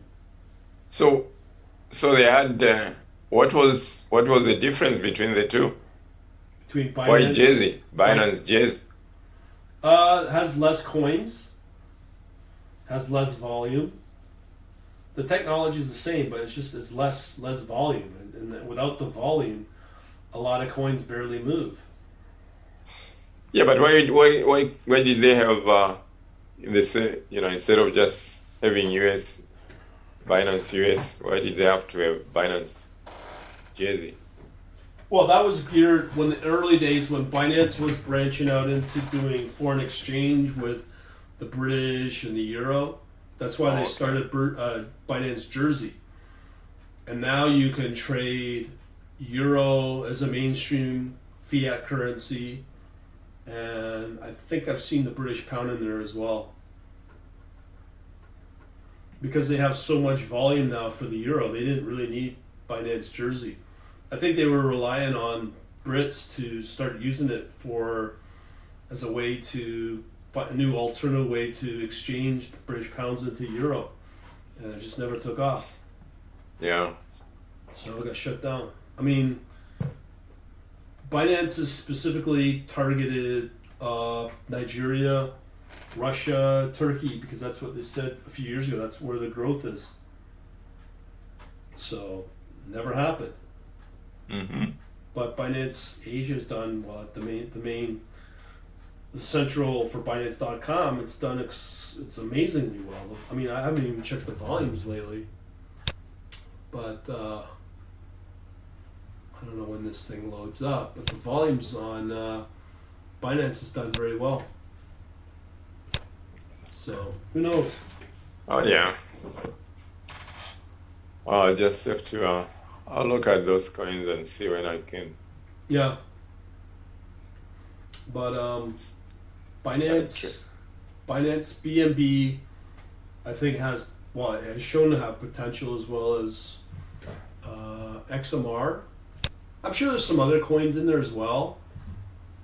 But when you look at Chainlink, I just haven't seen the performance as a top performer over the last week or so. So I don't know. It's weird what's going on in the markets right now. Oh yeah, right now the markets, I've looked at everything is just going nowhere. Yeah, I mean, do you trade forex at all? No, I looked at it. I wanted to trade. What was that I wanted? I wanted to make a trade, but I didn't. I wanted to make a trade. I think it was Aussie dollar. I can't remember. Yeah. But I didn't make a trade. I'm looking at it now, considering that everything is flat. So I'm looking at forex. I think Australia US dollar has done okay. Yeah. I mean that's done fairly well. Here's your March, and it's been nothing but trending up and beyond the pre-pandemic level. Yeah. So Yeah, now I'm looking at forex since everything else is flat. So, I mean that's the thing. You have to have many options, eh? Yeah, you do, but you got to make sure that they perform well in the long term. Yeah, yeah, And that's the thing. look at New Zealand and Australia. They've done well. Yeah, but those currencies normally, they do well for whatever reason. I don't know why. They're just, I think, from a lot of it, I think right now is to do with the pandemic, how they've handled the pandemic. Yeah, okay. And New Zealand's done pretty good. Australia's really clamped down lately. Mm-hmm. And compared to the numbers, like I heard Australia only had one case in the entire country yesterday or today. And compare that to Canada where it's just peaked at 1,000. But I don't understand what's going on with Canada now. Yeah. I'm not going to get into that one. I mean, from the Canadian dollar perspective, it is the oil trade that has really affected it. No, but I mean, in terms of COVID, I mean, the numbers are just going through the roof. Well, comparatively to other countries, it's still not out of control, like compared to the UK or anywhere in Europe.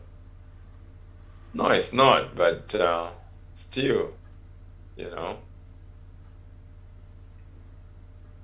I just personally think it has to do with a lot of these anti-mask people and them protesting, and Doug Ford is so paranoid about really putting in full lockdown with what Australia's done because it'll kill off jobs and da-da-da-da.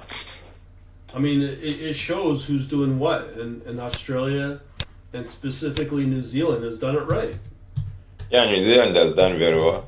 Yeah, and I think Australia seems to be quite a stable economy. Yeah. Yeah, I think Australia has a lot of potential, but when you look at the euro against the USD, I mean, actually, it's done pretty good. Yeah, the euro has done well. Yeah, that's pretty good, actually. Oh, yeah, the euro sometimes does well.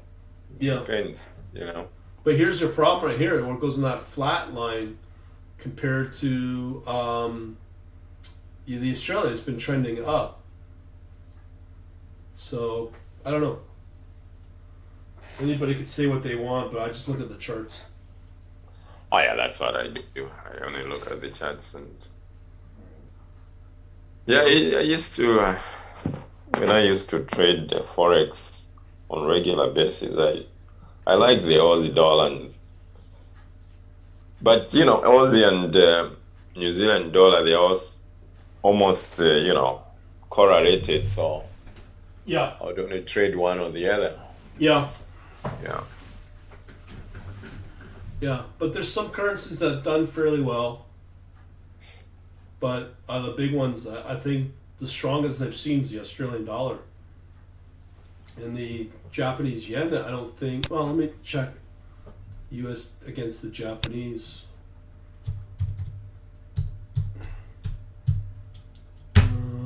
Yeah, see, it's kind of gone, well, in a decline. Oh, yeah, that's not good. So out of that lot, I think Australia's the strongest one. Yeah, so I'll start looking at forex, because obviously crypto is kind of quiet now. Yeah, but looking at those charts, I mean, 374% return for BNB. Well, that's the thing with the forex. I mean, crypto is that once you catch it at the right time, I mean, the moves are astronomical, eh? Yeah. Yeah, so... I do think, though, Ethereum will start to move up again. I mean, if that version 2 comes out, that's going to have a big impact on price. I'll just see. I'll look at them.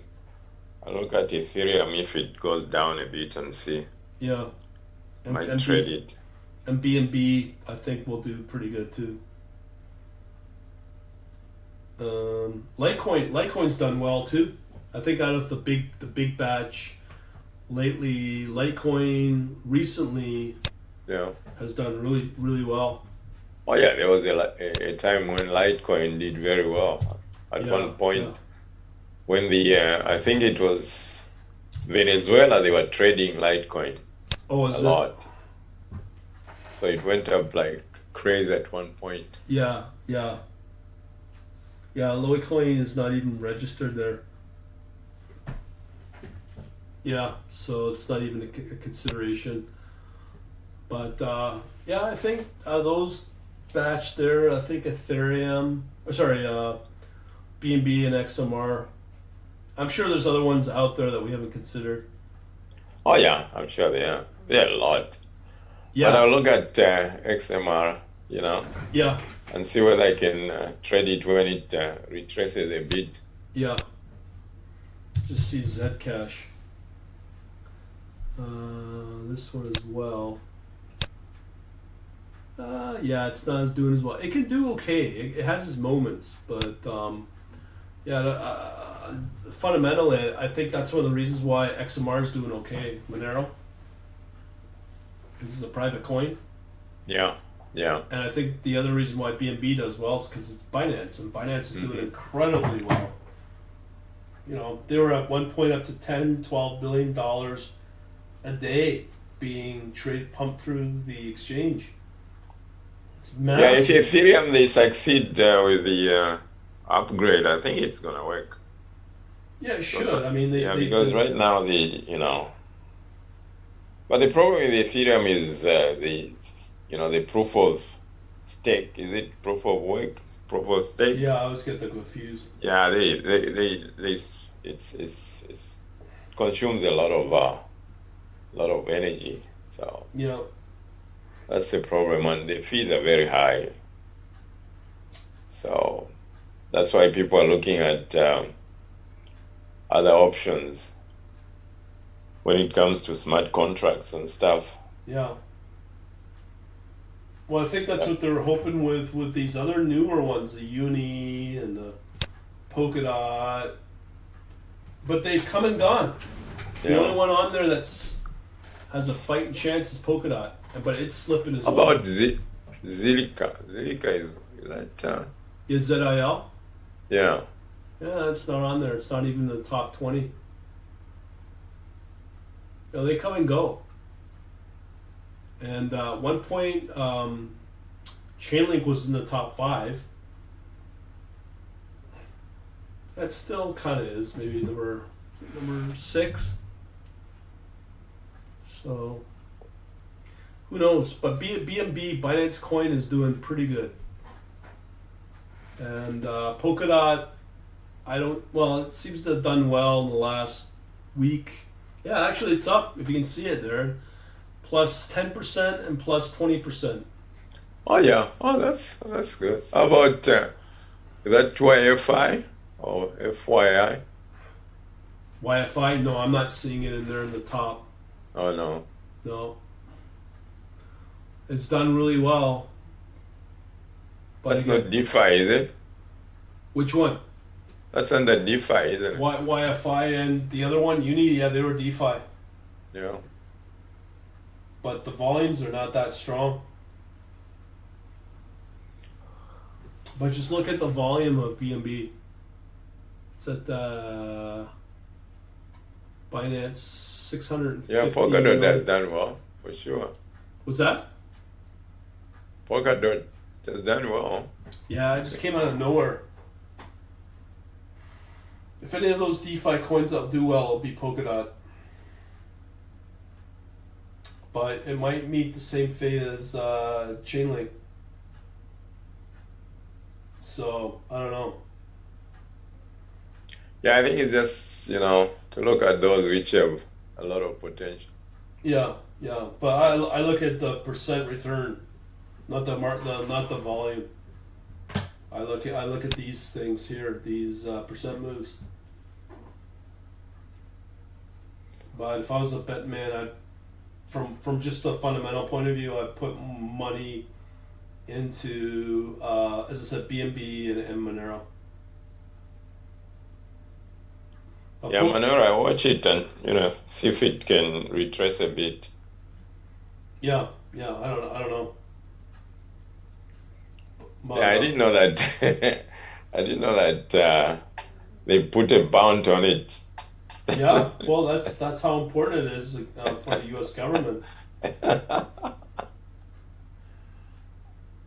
So Wow. But I mean, 600,000 is not a lot of money for somebody change who is people's a lives with that cracker. much. Eh? It could change people's lives, but what's happening is companies are actually getting involved. Well, unless if it's a small guy, who is trying to make money, but somebody who is established, I'm sure they make more than 600,000. Yes, they do.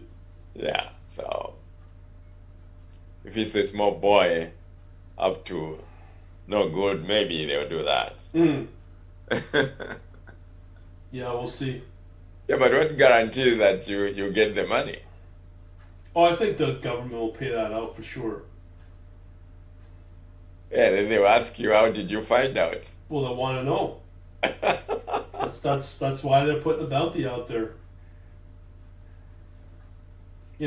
But compared to all the traditional assets and asset classes, we're looking at what will lead the way, I think, over the next year or so.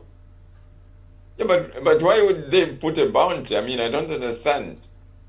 What the IRS put a bounty on Yeah. it? They put a bounty on it because they're trying to control it.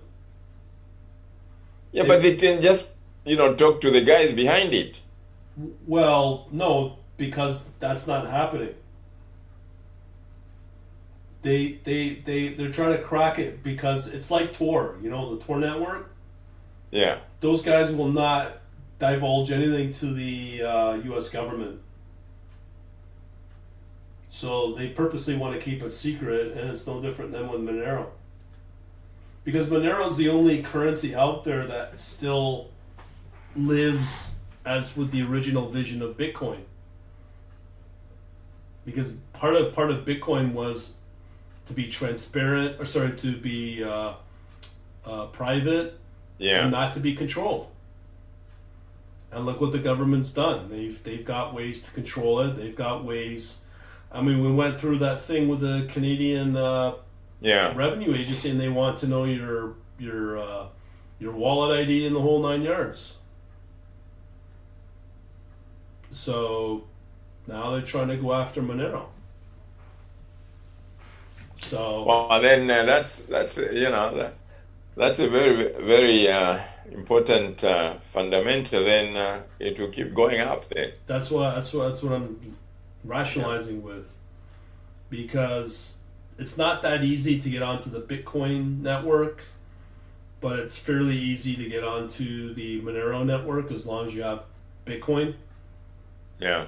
So the app is pretty good to get onto the network on the blockchain of Monero. There's not a lot of merchants that trade it, and when you look at the price there in that chart in the sky blue, it's not as volatile as it used to be. Yeah.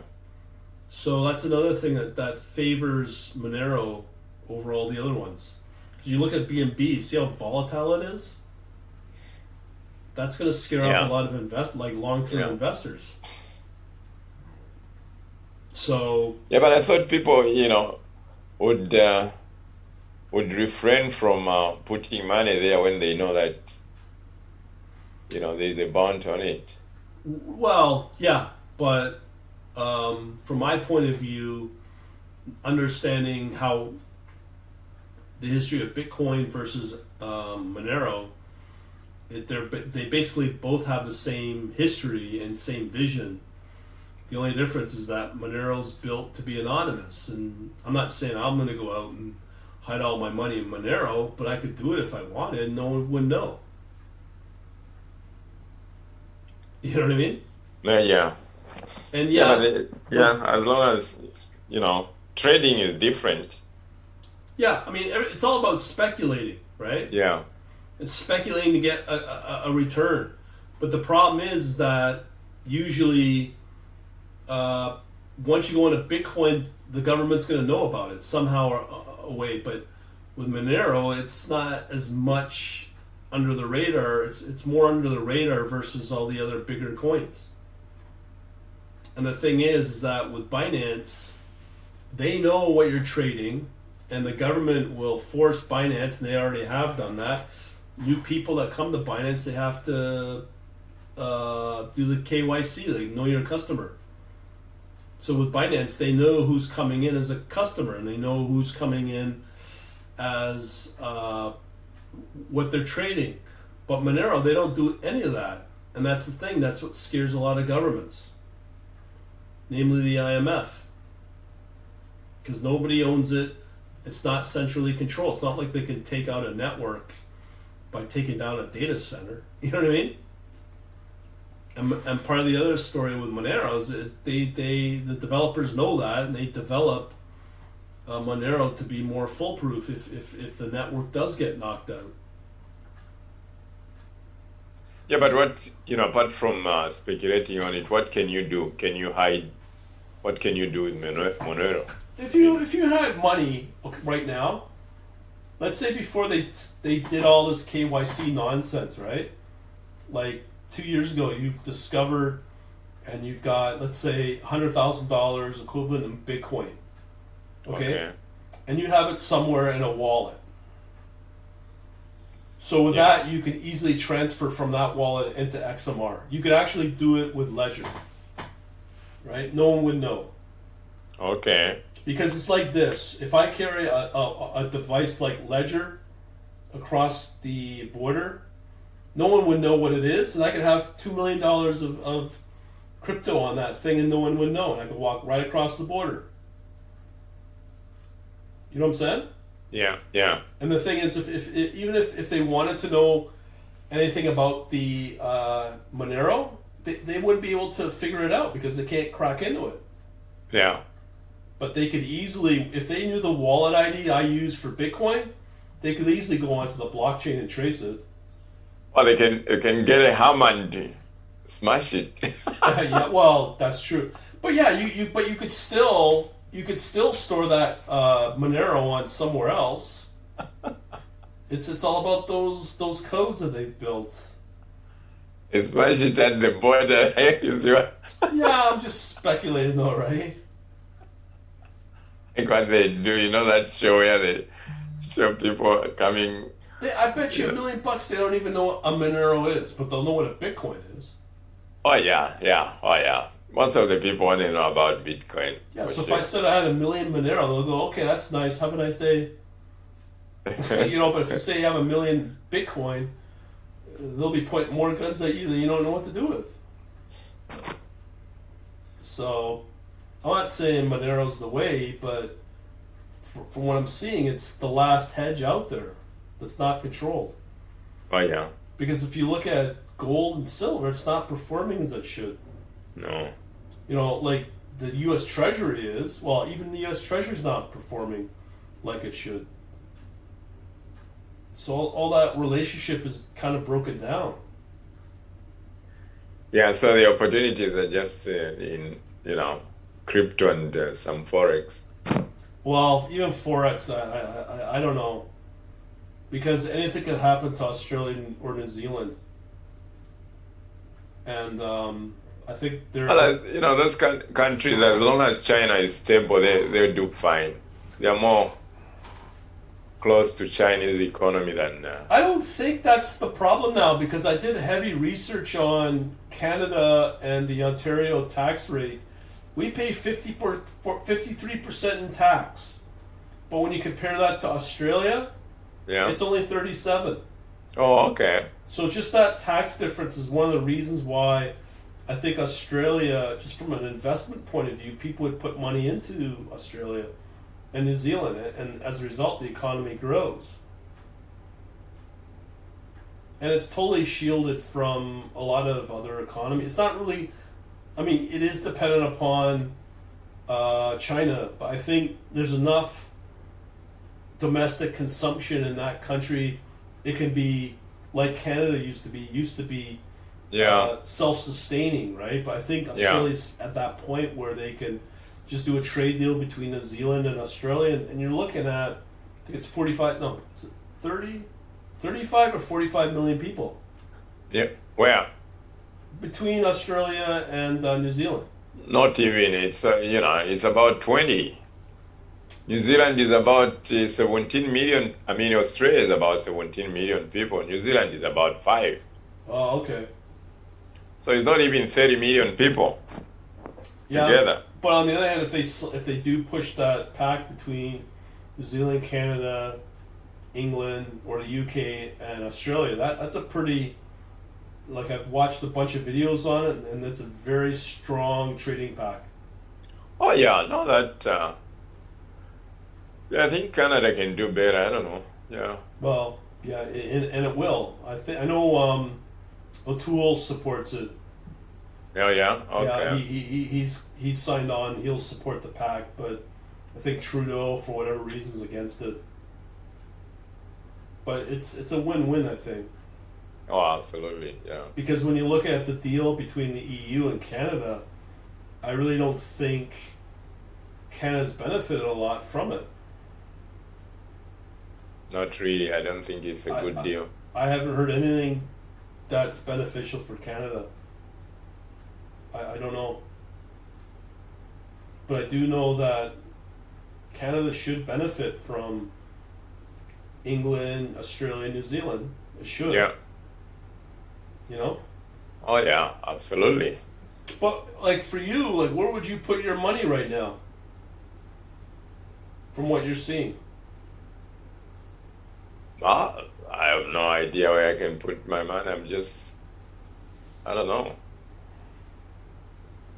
Everything seems to be, most of the countries are not very stable right now. No, that's the problem. Yeah. And I'm not saying crypto's any better. It's not that stable from what I'm seeing. Monero, definitely for sure BNB. But Yeah, let's see what happens after the elections. Maybe things will stabilize. yeah, we'll see. Yeah. Because right now everybody is anxious to see what happens. Well, it's only what 2 weeks away? No, a week away. Yeah, a week away. Yeah. Yeah, so we'll know the answer next Tuesday. Yeah, but the problem is there's gonna be a month of uncertainty after Yeah. the elections. There'll be 2 months. Oh, it's a month, isn't it? 2 months before the person takes office. Yeah, but they said they won't even know the result until early December. No, I don't think so. From 3rd November? No. Yeah, that's what I'm hearing. No, at least a week at the most. Well, I'd hope so, but from what the calls are saying, because it's all mail-in ballot. Yeah, So- but I mean, they have been voting for weeks now, so. Yeah, but they can't. I don't think they can count anything until after the election. Yeah, but they have the ballots, which means they'll be ready to start counting them. Yeah, but you know how it goes. Remember under George Bush or Al Gore and George Bush? That was Florida. Well, how long did it take before they could declare actual official results? They had to go to the Supreme Court, so Yeah, a couple of weeks. yeah, so. Who knows? Well, Al Gore just gave in, Yeah, well, we didn't knew at that time. I do think Al Gore did win. Al Gore didn't want to just, prolong it. Yeah. He did win, but Well, it's a totally different ball game now with all the discourse that's been going on in the U.S. for probably a few years now. yeah, but I mean, it depends. If it is going to be a washout, then it will be different. I think it's still going to be so close, and there's going to be some form of dispute, and let alone if Trump will give into it if Biden did win. There's so many. You think it's going to be close? I think realistically, yeah, it will be. But the problem, I mean, if you want to get into politics, I do think that they're voting for Joe Biden, but if Joe Biden wins, he's not going to last more than 6 months, like medically. It'll be Why? because of Kamala Harris. I mean, she'll become. I mean, I don't know if you've seen the latest speeches that Joe Biden did. They asked a question, and Joe Biden goes, yes, 4 more years if George does make it through, and his wife's sitting there, and she keeps prompting him to say Trump. He's in early dementia. Are you serious? No, he doesn't look like. Huh? I don't think so. Oh yeah, I'll pull up the video. Hold on. He was there for 90 minutes. He was standing. Huh? Oh yeah. Well, I'm talking about this weekend. Yeah. Huh? Let me just pull up the video I'm talking about. That's just conspiracy theories, isn't it? No. This is a real video. Hang on here. Let me just see if I can find it. Yeah, this is it here. Okay. Right here. So you put it on Daily Mail. Okay, here we go. What kind of country we're going to be? 4 more years of George. He's going to find ourselves in a position where, if Trump gets elected, we're going to be in a different world. 4 more years of George. He's going to find ourselves in a position where, that's doctored. Huh? There's so much stuff that Joe Biden has said. No. You believe that? That's doctored, of course. No, that's fake. No. It's real, dude. No, that's fake. The guy was there for 90 minutes debating Trump. What are you telling me? Eh? Well, that's part of the complaint about it. No, people just, Biden is. Look at, you remember Ronald Reagan? Yeah. Ronald Reagan used to sleep in the meetings. Oh, yeah. But he was one of the best, wasn't he? Yeah. Yeah. I think any president that goes into a second term is nowhere as good as their first term. No. Because Obama was a disaster in his second term. Yeah. But his first term, I would say he was quite not effective, and it had nothing to do with his ability. He was going up against the Republican Congress. Yeah, so, no, for me, Biden is, people are just trying to make him look bad. Yeah? He's all right. He's going to finish 4 years, Yeah, well, we'll see. Those videos are just, it's like that thing about Hunter Biden. They said he took the laptop to some guy to fix. It was fake. You think? Yeah, because Julian created that story. Yeah. Not nowadays. Nowadays you can't. On the internet, anybody can come up with anything and create fake story which looks genuine, isn't it? Yeah. Yeah, so I don't believe it. I mean, I saw him 90 minutes and he was sharp, Yeah. Trump was all over the place. Yeah. As usual. Yeah. Well, Now, Biden is sharp. And the other thing is, as a president, it's the people around you most of the time. It's not you. If you have good people, Yeah. that's what matters. And the wife is smart, she'll guide him. She's Joe Biden's doctor. Yeah. No, she's not a doctor for him. I thought that she's a doctor and she's taking personal direct care of Joe Biden. No, she's a doctor, but not in medicine. Oh, okay. Yeah, she's just a doctor in something. I don't know what field. Yeah.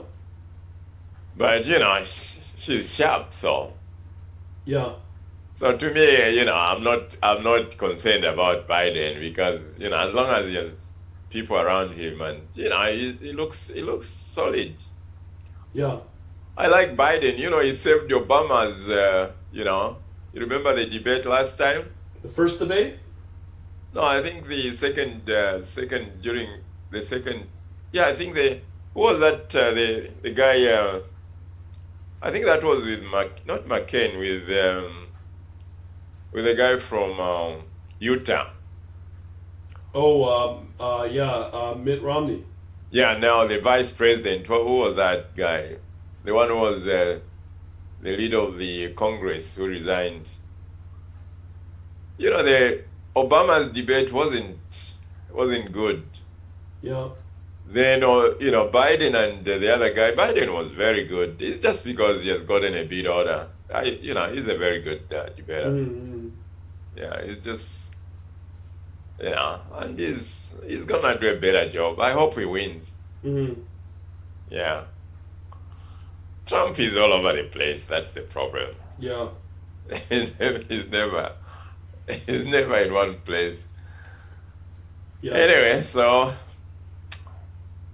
Yeah, but everything, I hate to say it, everything revolves around that because with whoever wins next week, and it's going to go into turmoil for a while. Yeah. And then they also said, I think it was with Biden, that the markets or gold will drop 15% because he'll bring more volatility in the market and who knows. But that's what they said about Trump, that when Trump won, he was going to destroy the U.S. economy. Oh yeah. People, they don't listen to the experts. No, I don't. The market went through the roof. Yeah. People were saying all sorts of things, so you can't, nobody knows what people are going to do. People have different interests whenever it comes to the markets. The people with a lot of money, they see things differently, so. Yeah, I think that they have many opportunities for them to grow their accounts. Yeah, oh yeah. So they're not gonna, sink the boat or something like that now. No, I don't think so. But they're probably hurting too, especially if you do real estate. Yeah, real estate, of course, yeah. But being in Toronto, we're hardly affected by what's going on out there. I mean, I just got a stat from a broker, and they said that for September, the market average price of a home's gone up to about $1 million. Number of sales for September was at 11,000, and then the prior year it was 8,000. I mean, it's gone up by 50%. Especially Toronto, I don't know why. Yeah, it's crazy, man.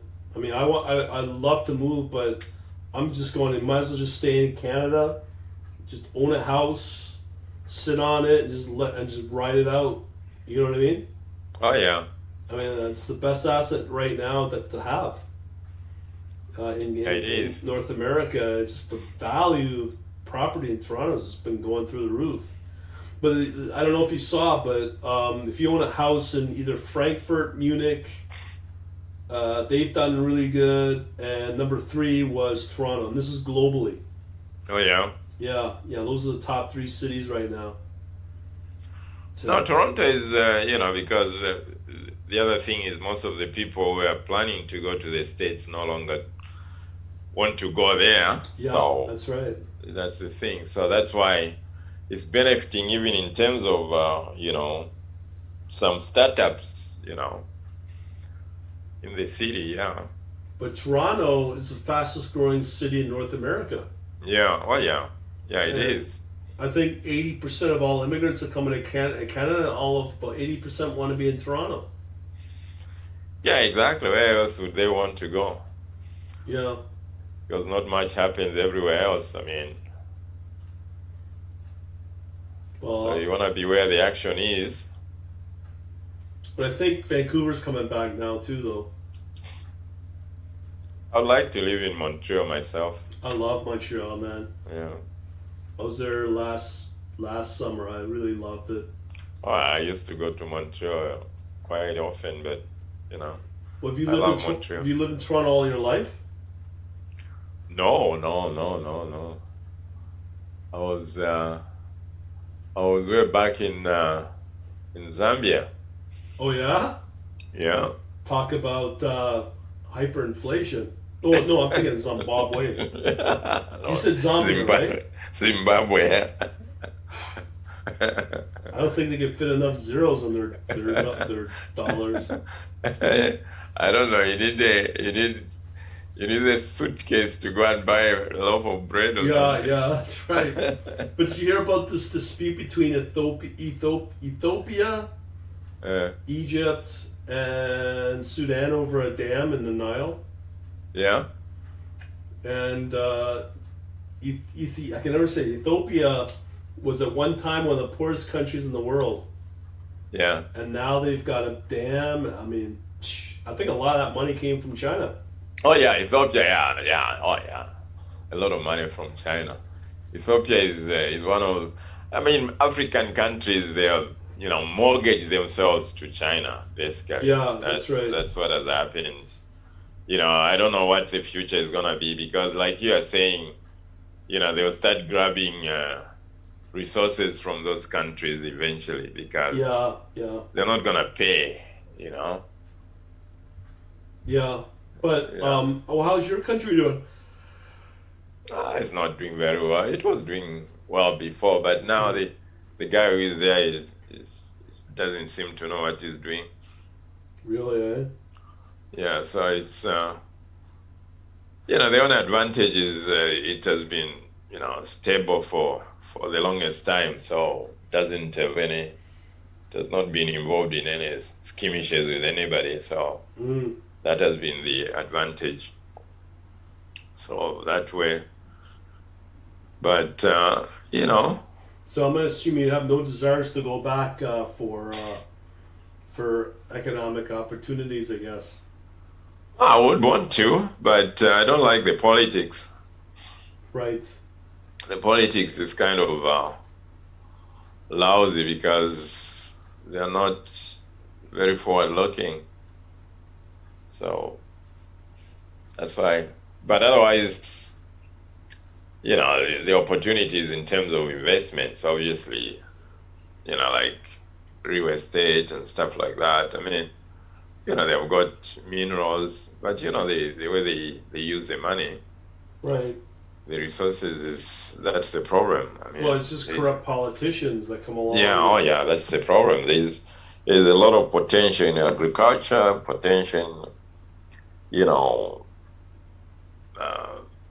different minerals, rare minerals, and I mean, copper is huge, but because they don't know how to manage it, So is it China that's come in and started extracting a lot of those resources? Well, yeah, China is big there too now.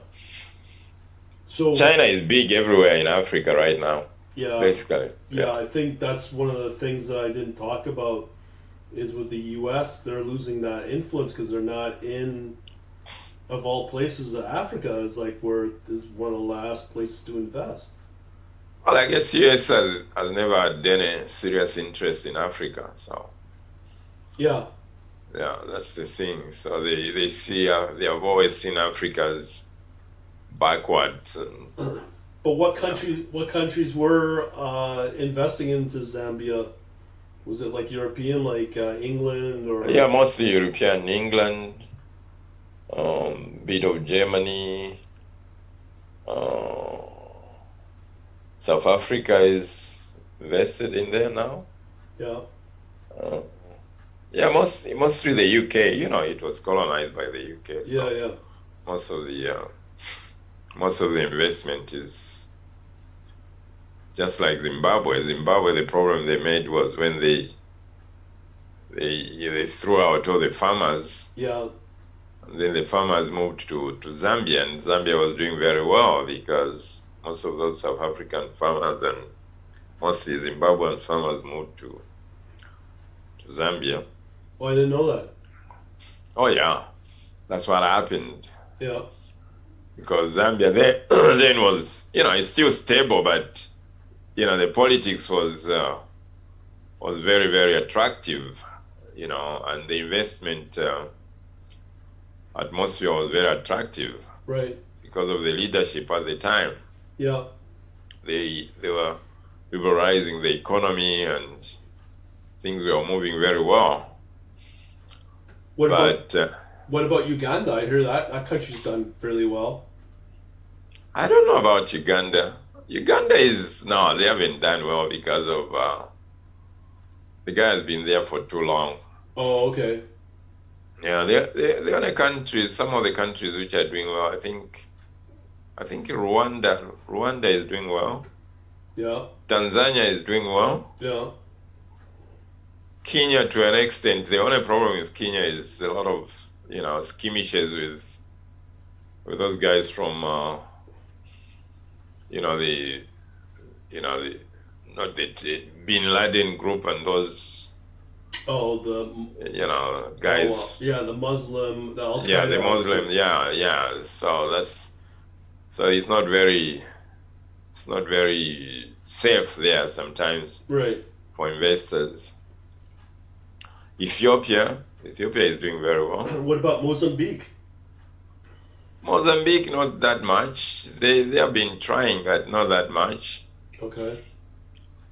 Angola, because of oil, but I don't know now. They did very well because of oil. Yeah. And so. But you could have had countries like Morocco and Libya. And... Yeah, those countries now are messed up. Yeah. They're messed up big time. I mean, Nigeria is big messed up because they don't have. It's too corrupt.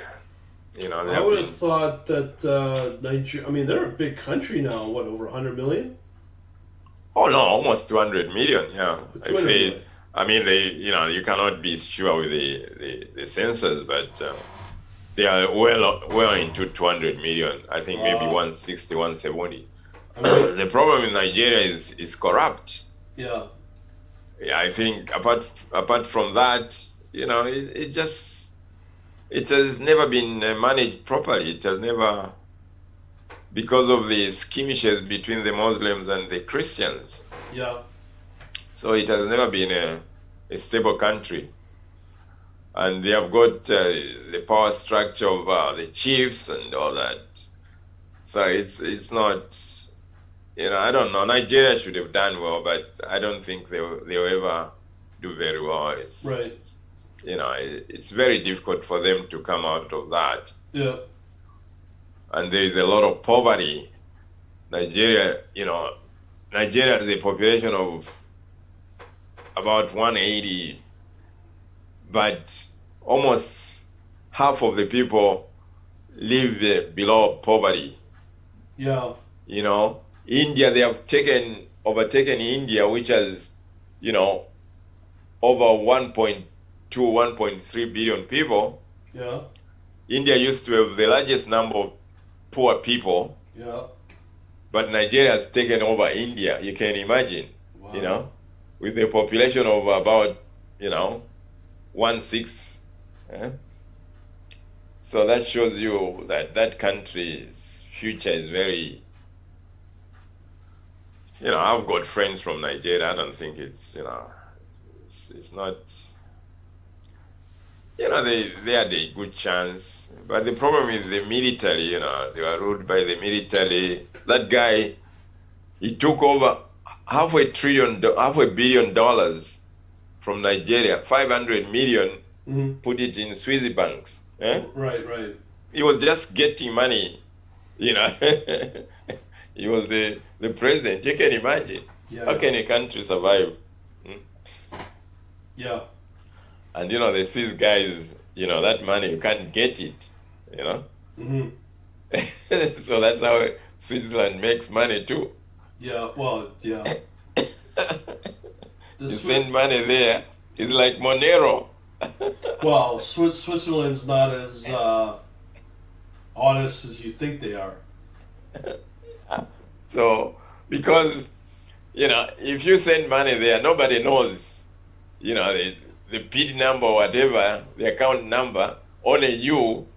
So, like that guy when he died, so the government of Nigeria trying to retrieve that money, I don't know if they succeeded. Yeah. What about South Africa? Oh, South Africa was doing very well, but now South Africa, because since the Nelson, after he came out of prison, he became president. And South Africa, because of the apartheid, it's difficult. Yeah. Because the majority of the blacks are so poor. So they have been trying to sort of help them come out of that quagmire, but Yeah. it has taken too long. And also corruption, that guy who is the former president, he was so corrupt. Yeah. The African guy who left, the last one. Yeah. He was so bad. He's now going through the court system. He could go to jail probably. Yeah. He was dealing with some company, and he was so corrupt. So that's the other problem is, because those guys, they were freedom fighters. Once they, got power, they thought they could just get things without having to work. Yeah. So, South Africa has a lot of potential, but it's difficult until they go through the process of, all the blacks evolve from the violence. It's going to take a long time. Yeah. Yeah, but South Africa has a lot of resources, and Well, they definitely have the infrastructure to extract. Oh yeah. They have the infrastructure. They have the knowledge. They have the technology as well. So they can do better, but the politics is in the way. Yeah. Yeah, because to try and help the blacks who are not part of the economy for a long time, it's gonna take a long time. So yeah, let alone if they'll accept it. It's no different than Turkey. Yeah, it's they say it's a democracy, but it's really a dictatorship. Exactly. Turkey has amazing potential, but they're even having problems again with the Russians with this Armenian and Azerbaijan war going on, because they're supporting. I think Turkey's supporting Azerbaijan, and Russia is indirectly supporting Armenia. And if he wanted to, Rodigan, he ally with Russia, which I don't think is good, but even if they did, that may have some potential for Turkey in the wrong way, but still potential. But they just seem to be the enemy for everybody. They're going against Greece and indirectly the EU and France with this oil business in Mediterranean. Now they go support Azerbaijan with, and Turkey could have potential. Same with Iran. Yeah. Iran is like, the people there are just amazingly industrious and entrepreneurial, but they just don't have the opportunity. Yeah, most of these countries, it's just the politics which gets in the way, unfortunately. You can't. Yeah.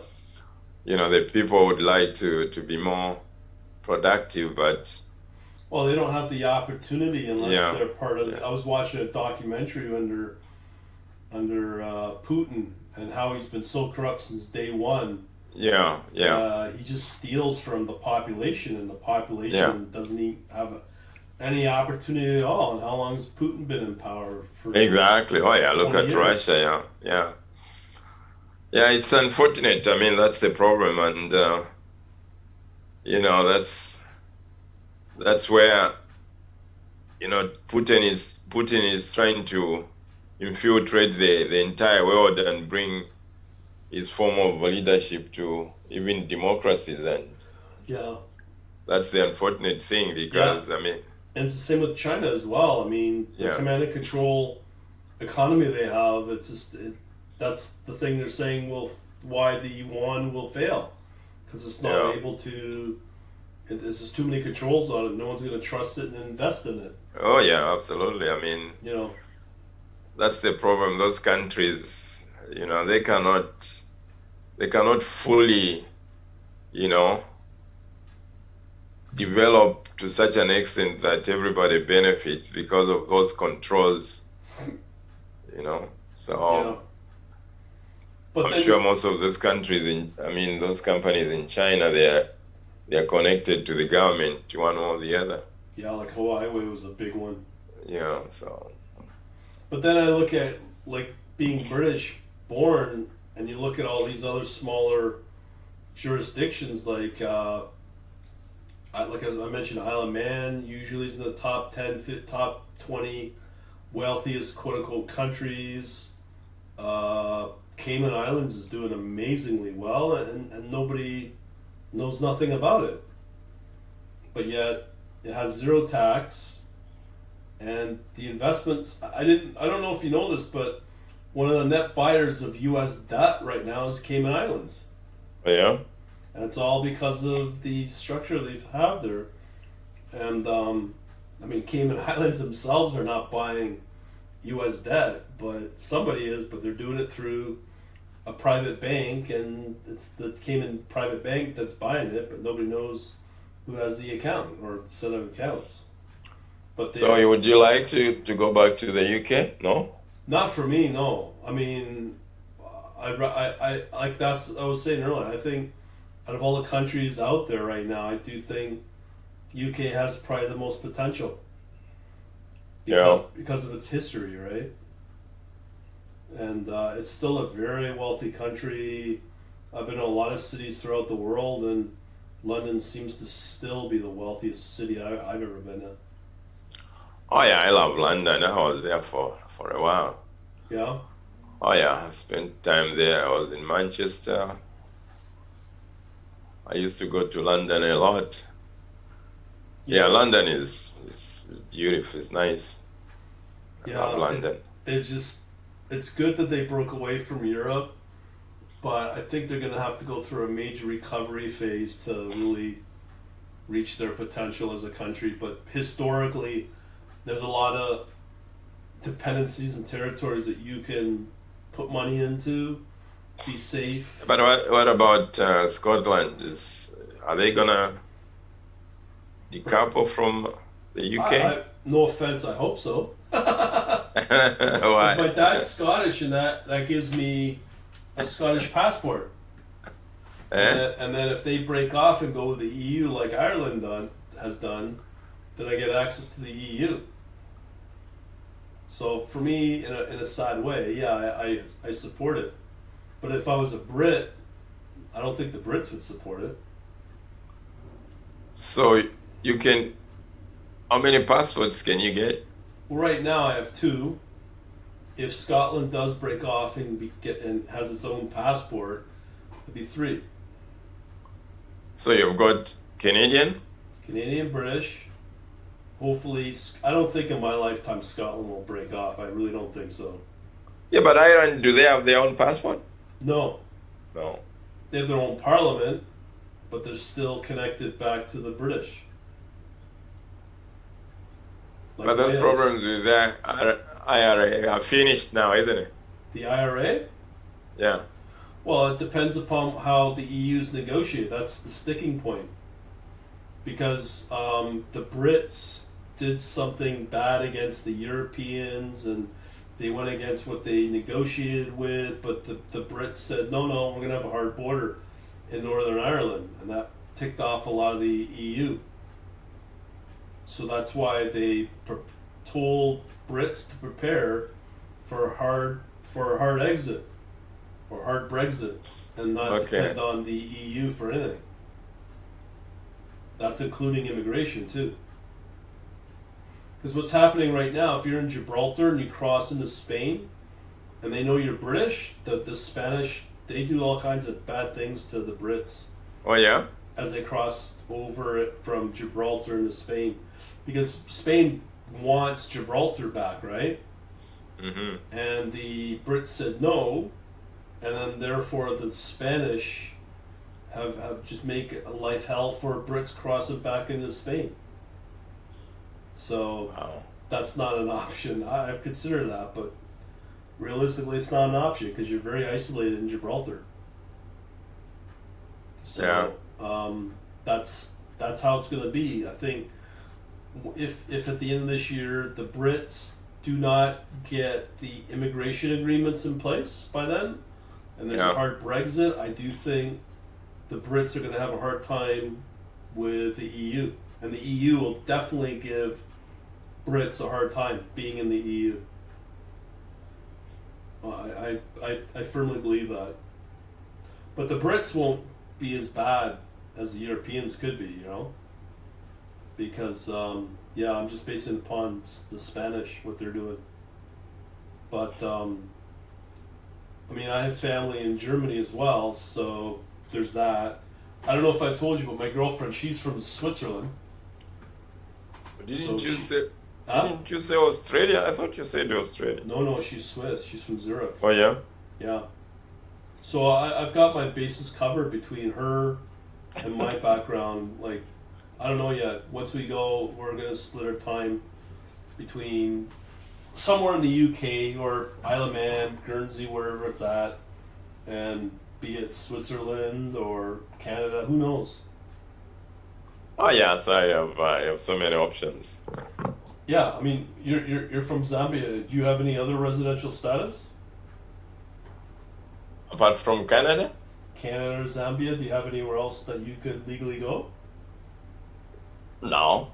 No? But I can go anywhere, but not to live. Yeah. Yeah.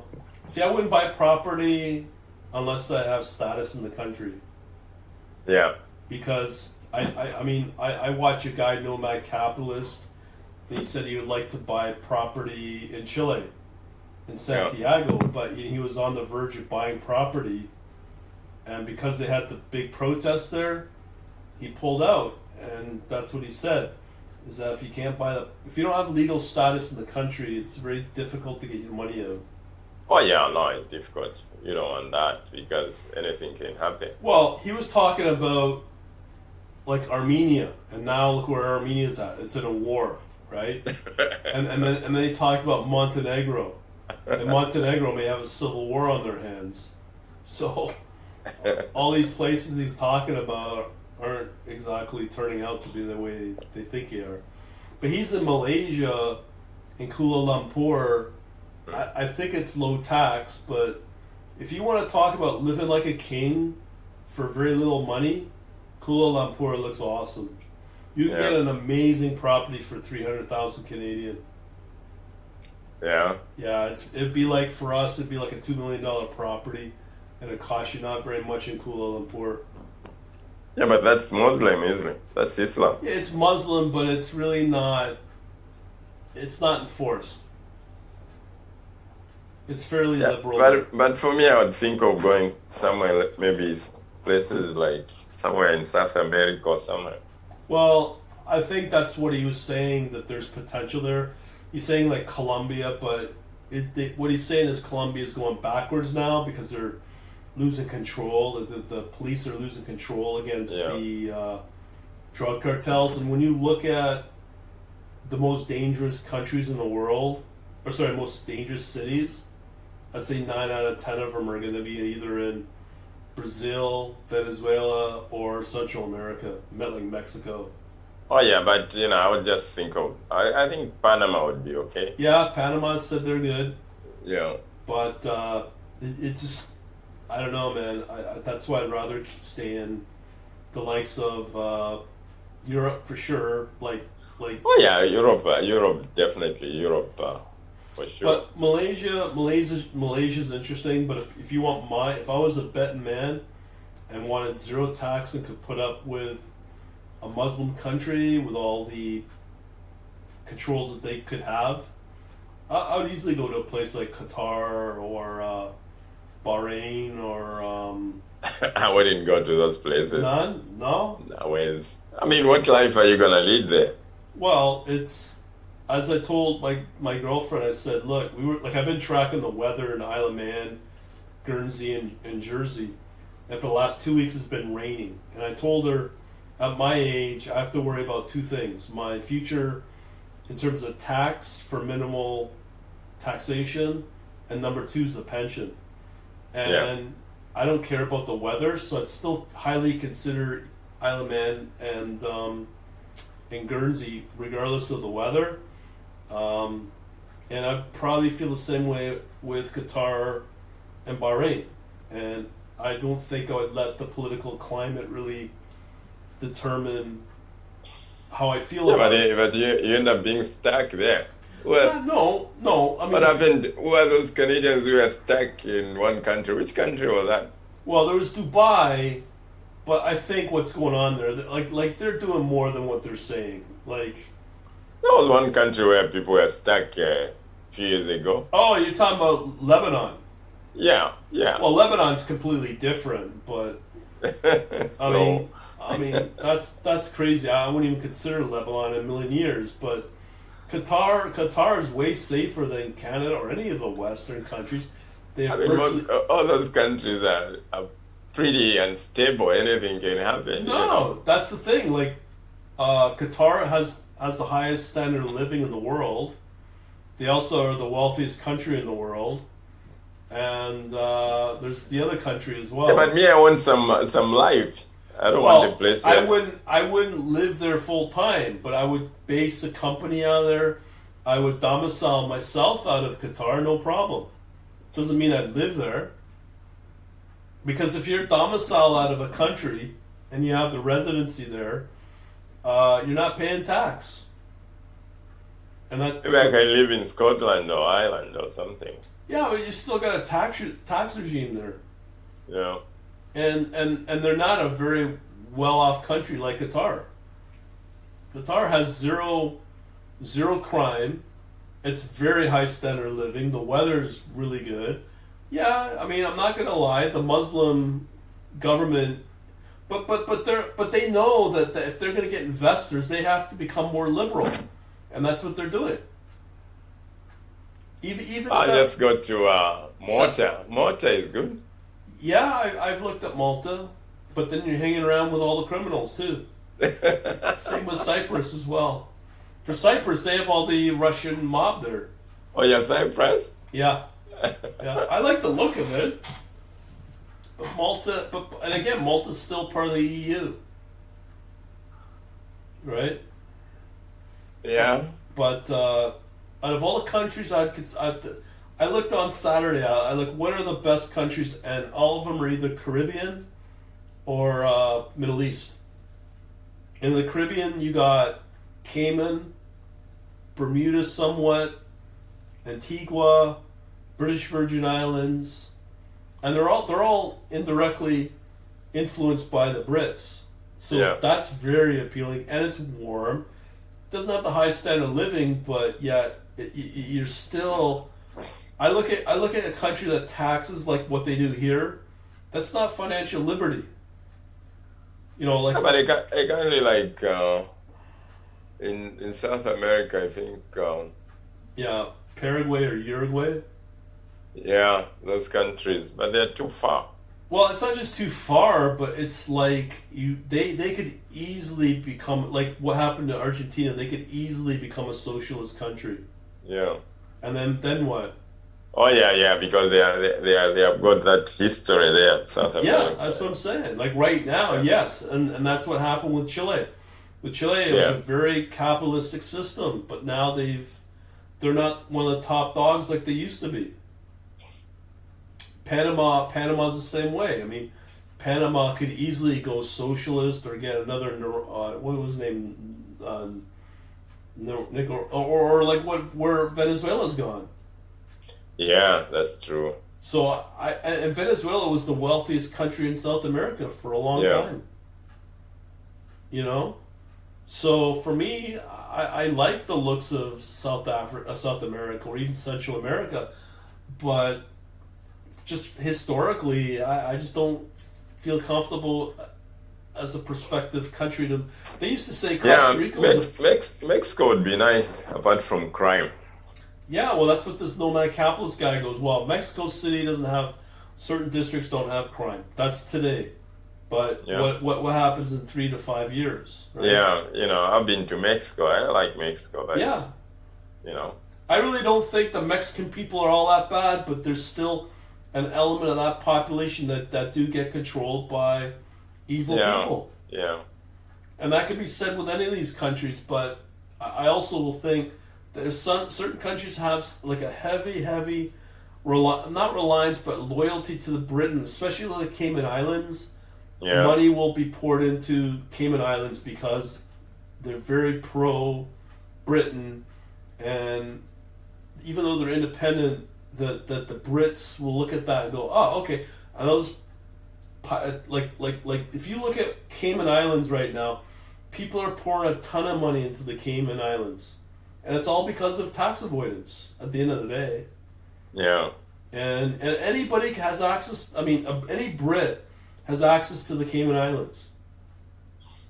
You know, and I've been looking at real estate prices both at Jersey and Guernsey, and if you want something what we have in Toronto, you would be paying probably 3 times for the same equivalent of a house.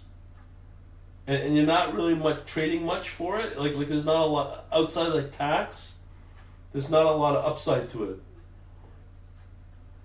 Yeah. But if you look at Isle of Man, it's a big enough island and still a tax-free zone.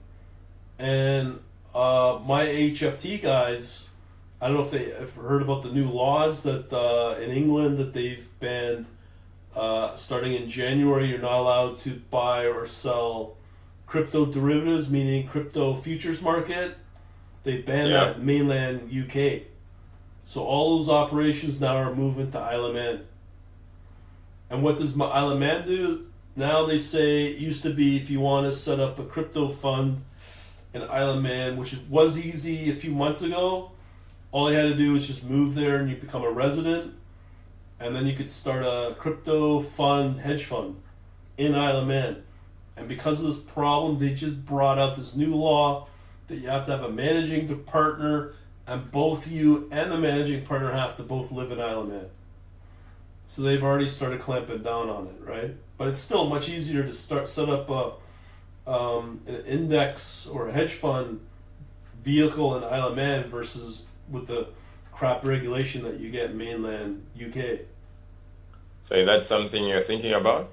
If I could find a really good strategy for crypto, yeah, I would definitely do it.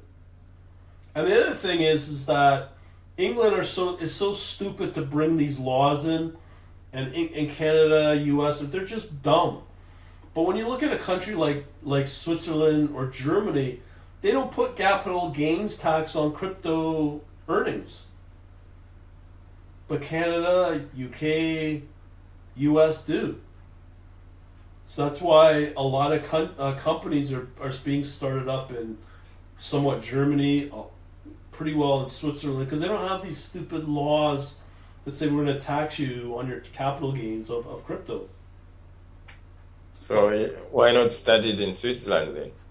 Because the cost of startup costs are just to start up a corporation in Switzerland is about 20,000 Swiss francs. Oh, okay. So that's going to put you at like 30,000 Canadian. Just to start up a corporation. Here we could start a corporation for $1,200. Yeah. You know, and Isle of Man, I'm still looking into the corporate, but I have looked into the crypto. Yeah, so just start it here. Yeah, but then you have to deal with stupid capital gains. Yeah, but I mean, how much is that? It's not 50%. a lot. You don't remember? It's 50%. No, 50. You pay on 50% of your gains. That's not bad. 50% capital gains, not bad. No, you pay on 50% of your returns, isn't it? You don't pay 50%. I think if you make $1 in Bitcoin, you have to pay 50 cents. No. No, any capital gains is the same. If you make a dollar, you pay on 50 cents. Okay. Yeah. But even if that was the case, even Isle of Man doesn't even have any form of capital gain. I mean, in the Western world, the capital gains is the best, the best source of revenue in the Western world. For Canada, any other investment, like if you put it in savings, you put it in anything, you won't gain as much as capital gains. True, yeah. Yeah, so you're still way ahead of all these other folks. Right. You know, No, yeah. that's if you stay in Canada. But if you go to other countries, your capital gains won't be as bad as Canada, or U.S. or U.K. Yeah, but still, if you're making good money, yeah, capital gains is not that bad. You still make, when you look at Canada compared to other countries, when you look at how many billionaires are in Canada, there are so many. yeah, How did they make that money? yeah. Compared to the population of Canada, there are so many. Compared to countries like Brazil, Canada has more rich people. Yeah. So you can still make money, more especially now with crypto and stuff. Well, with crypto, anything really in Isle of Man, I can't say about Guernsey or Jersey, but they only tax you up to £130,000. After that, you're tax free. So if you're making $500,000 or $1 million, they're only going to tax you up to $130,000. Yeah, but why do you need all that money? If you have millions, why do you need more money? Well, if you were to follow the footsteps of Trump, it's all about ego. If you make millions, why bother about? I think when rich people are just greedy. Yeah, they are. Yeah, it's just being greedy. I mean, there are people in Oakville, in all those places, they have homes costing $30 million, $20 million. Yeah. In Canada, even in Mississauga, all these places, So it's all about perspective, I guess. Yeah, it's all about perspective. For me, I think as long as you can make enough money, I don't see a big deal with capital gains. Yeah. Yeah. And also you have one option of tax-free savings account. That's another way of, Well, I could tell you, I don't know if I told you about my grandma and the quality of life she had, or I should say lack of quality of life in these long-term healthcare homes. You wouldn't want to be in these facilities, and those are your so-called golden years, unless you have the money, let's say $6,000-7,000 per month to pay that, and that's just kind of living okay. And you look at that, and when you look at where you're at right now, and knowing that the government's going to take, let's say, half of your income, or even beyond 40%, it's robbery, because at the end of the day, it will hurt your quality of life when you get up to if you get up to the age of 80 plus. No, that's true. That's true. Because the government limits your quality of life, and the only way you'll sustain it is by being able to make as much cash as you can now without the tax. Yeah. So that you can have a better quality of life when you get up to those years. But that's the thing. I think the only problem is here. The facilities are not that good. Well, I don't know if you've been to a hospital lately, but I mean, you can wait 8 to 12 hours just to get seen by a doctor. Well, I think then when at that point maybe you would decide to go somewhere else, maybe go to Thailand or whatever, Malaysia. Yeah, but I don't know if you also know, but if OHIP knows that you have had surgery, let's say in States, Mexico, they will deny you future service. It's like a car. If you have a GM car and you own it for the first 3 years, and you decide to get new whatever outside of the GM warranty, they will void it. OHIP does the same. If they know that you've had surgery or any kind of medical procedure outside of Ontario, they have the right to deny you on anything in the future. So if you stay in Ontario, you're forced to stay in Ontario. And the quality of care and healthcare is, you could just look at the numbers and compare it to other countries. And I know that firsthand because I've had both my parents go through cancer. So that's what we were told. So, And I don't know. Yeah, but hopefully in the next 20 years or 30 years, things will be different. I will tell you, in the 80s with my grandpa, that's what we thought. In the 90s, we thought, oh, it'll get better. And it was pretty bad then. Compared to then, it was pretty good back in the 90s compared to where it's at now. Well, I'm looking at other countries which you might go to and get, some, like people go to India or some other places. But if there are places, I'm sure there will be businesses building long-term facilities outside Canada, which might be better. That's why people move. Yeah. Because they know the quality of care here is not even bare bones. Yeah, I mean, if you can stay somewhere, like a resort somewhere where you can get, good health care, as long as you can pay for it, you don't have to be here. The cost of healthcare in a lot of countries is a lot lower than what we have. Yeah. I mean, as long as the standards are better, I'm sure the standards, improve in other countries in the future. More especially if they see it's a source of good income. Well, I don't. As you said, Thailand's a good place to go, or India, I'm sure might have some good places to go. Yeah. But it's not just about healthcare. It's about quality of life in your retirement. Oh yeah, quality of life. That's true. But if there is people go to Florida, for example. Yeah.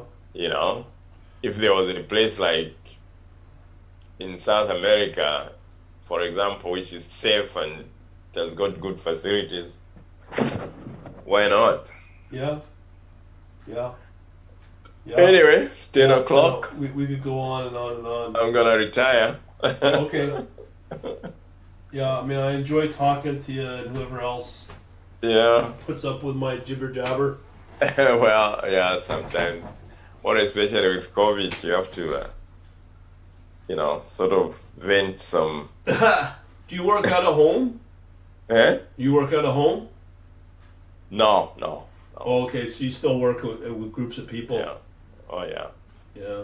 No, I still, I don't know how people can survive working at home for. Well, it's what I do. Like what I'm doing right now with you is how I get around. Well, that's why you can stay late. Yeah. Well, I don't want to keep you, but I was hoping to. I had hopes in you to keep it going for what time? Another 3.5 hours. Our other gentleman was part of that. Yeah. Okay, so. Okay, guys, take care. Bye. Take care. There it is. Okay. Okay, next man. Week. We'll talk to you next week then. Okay, bye. Thanks, then. Bye. All right, bye. See you guys later. Bye.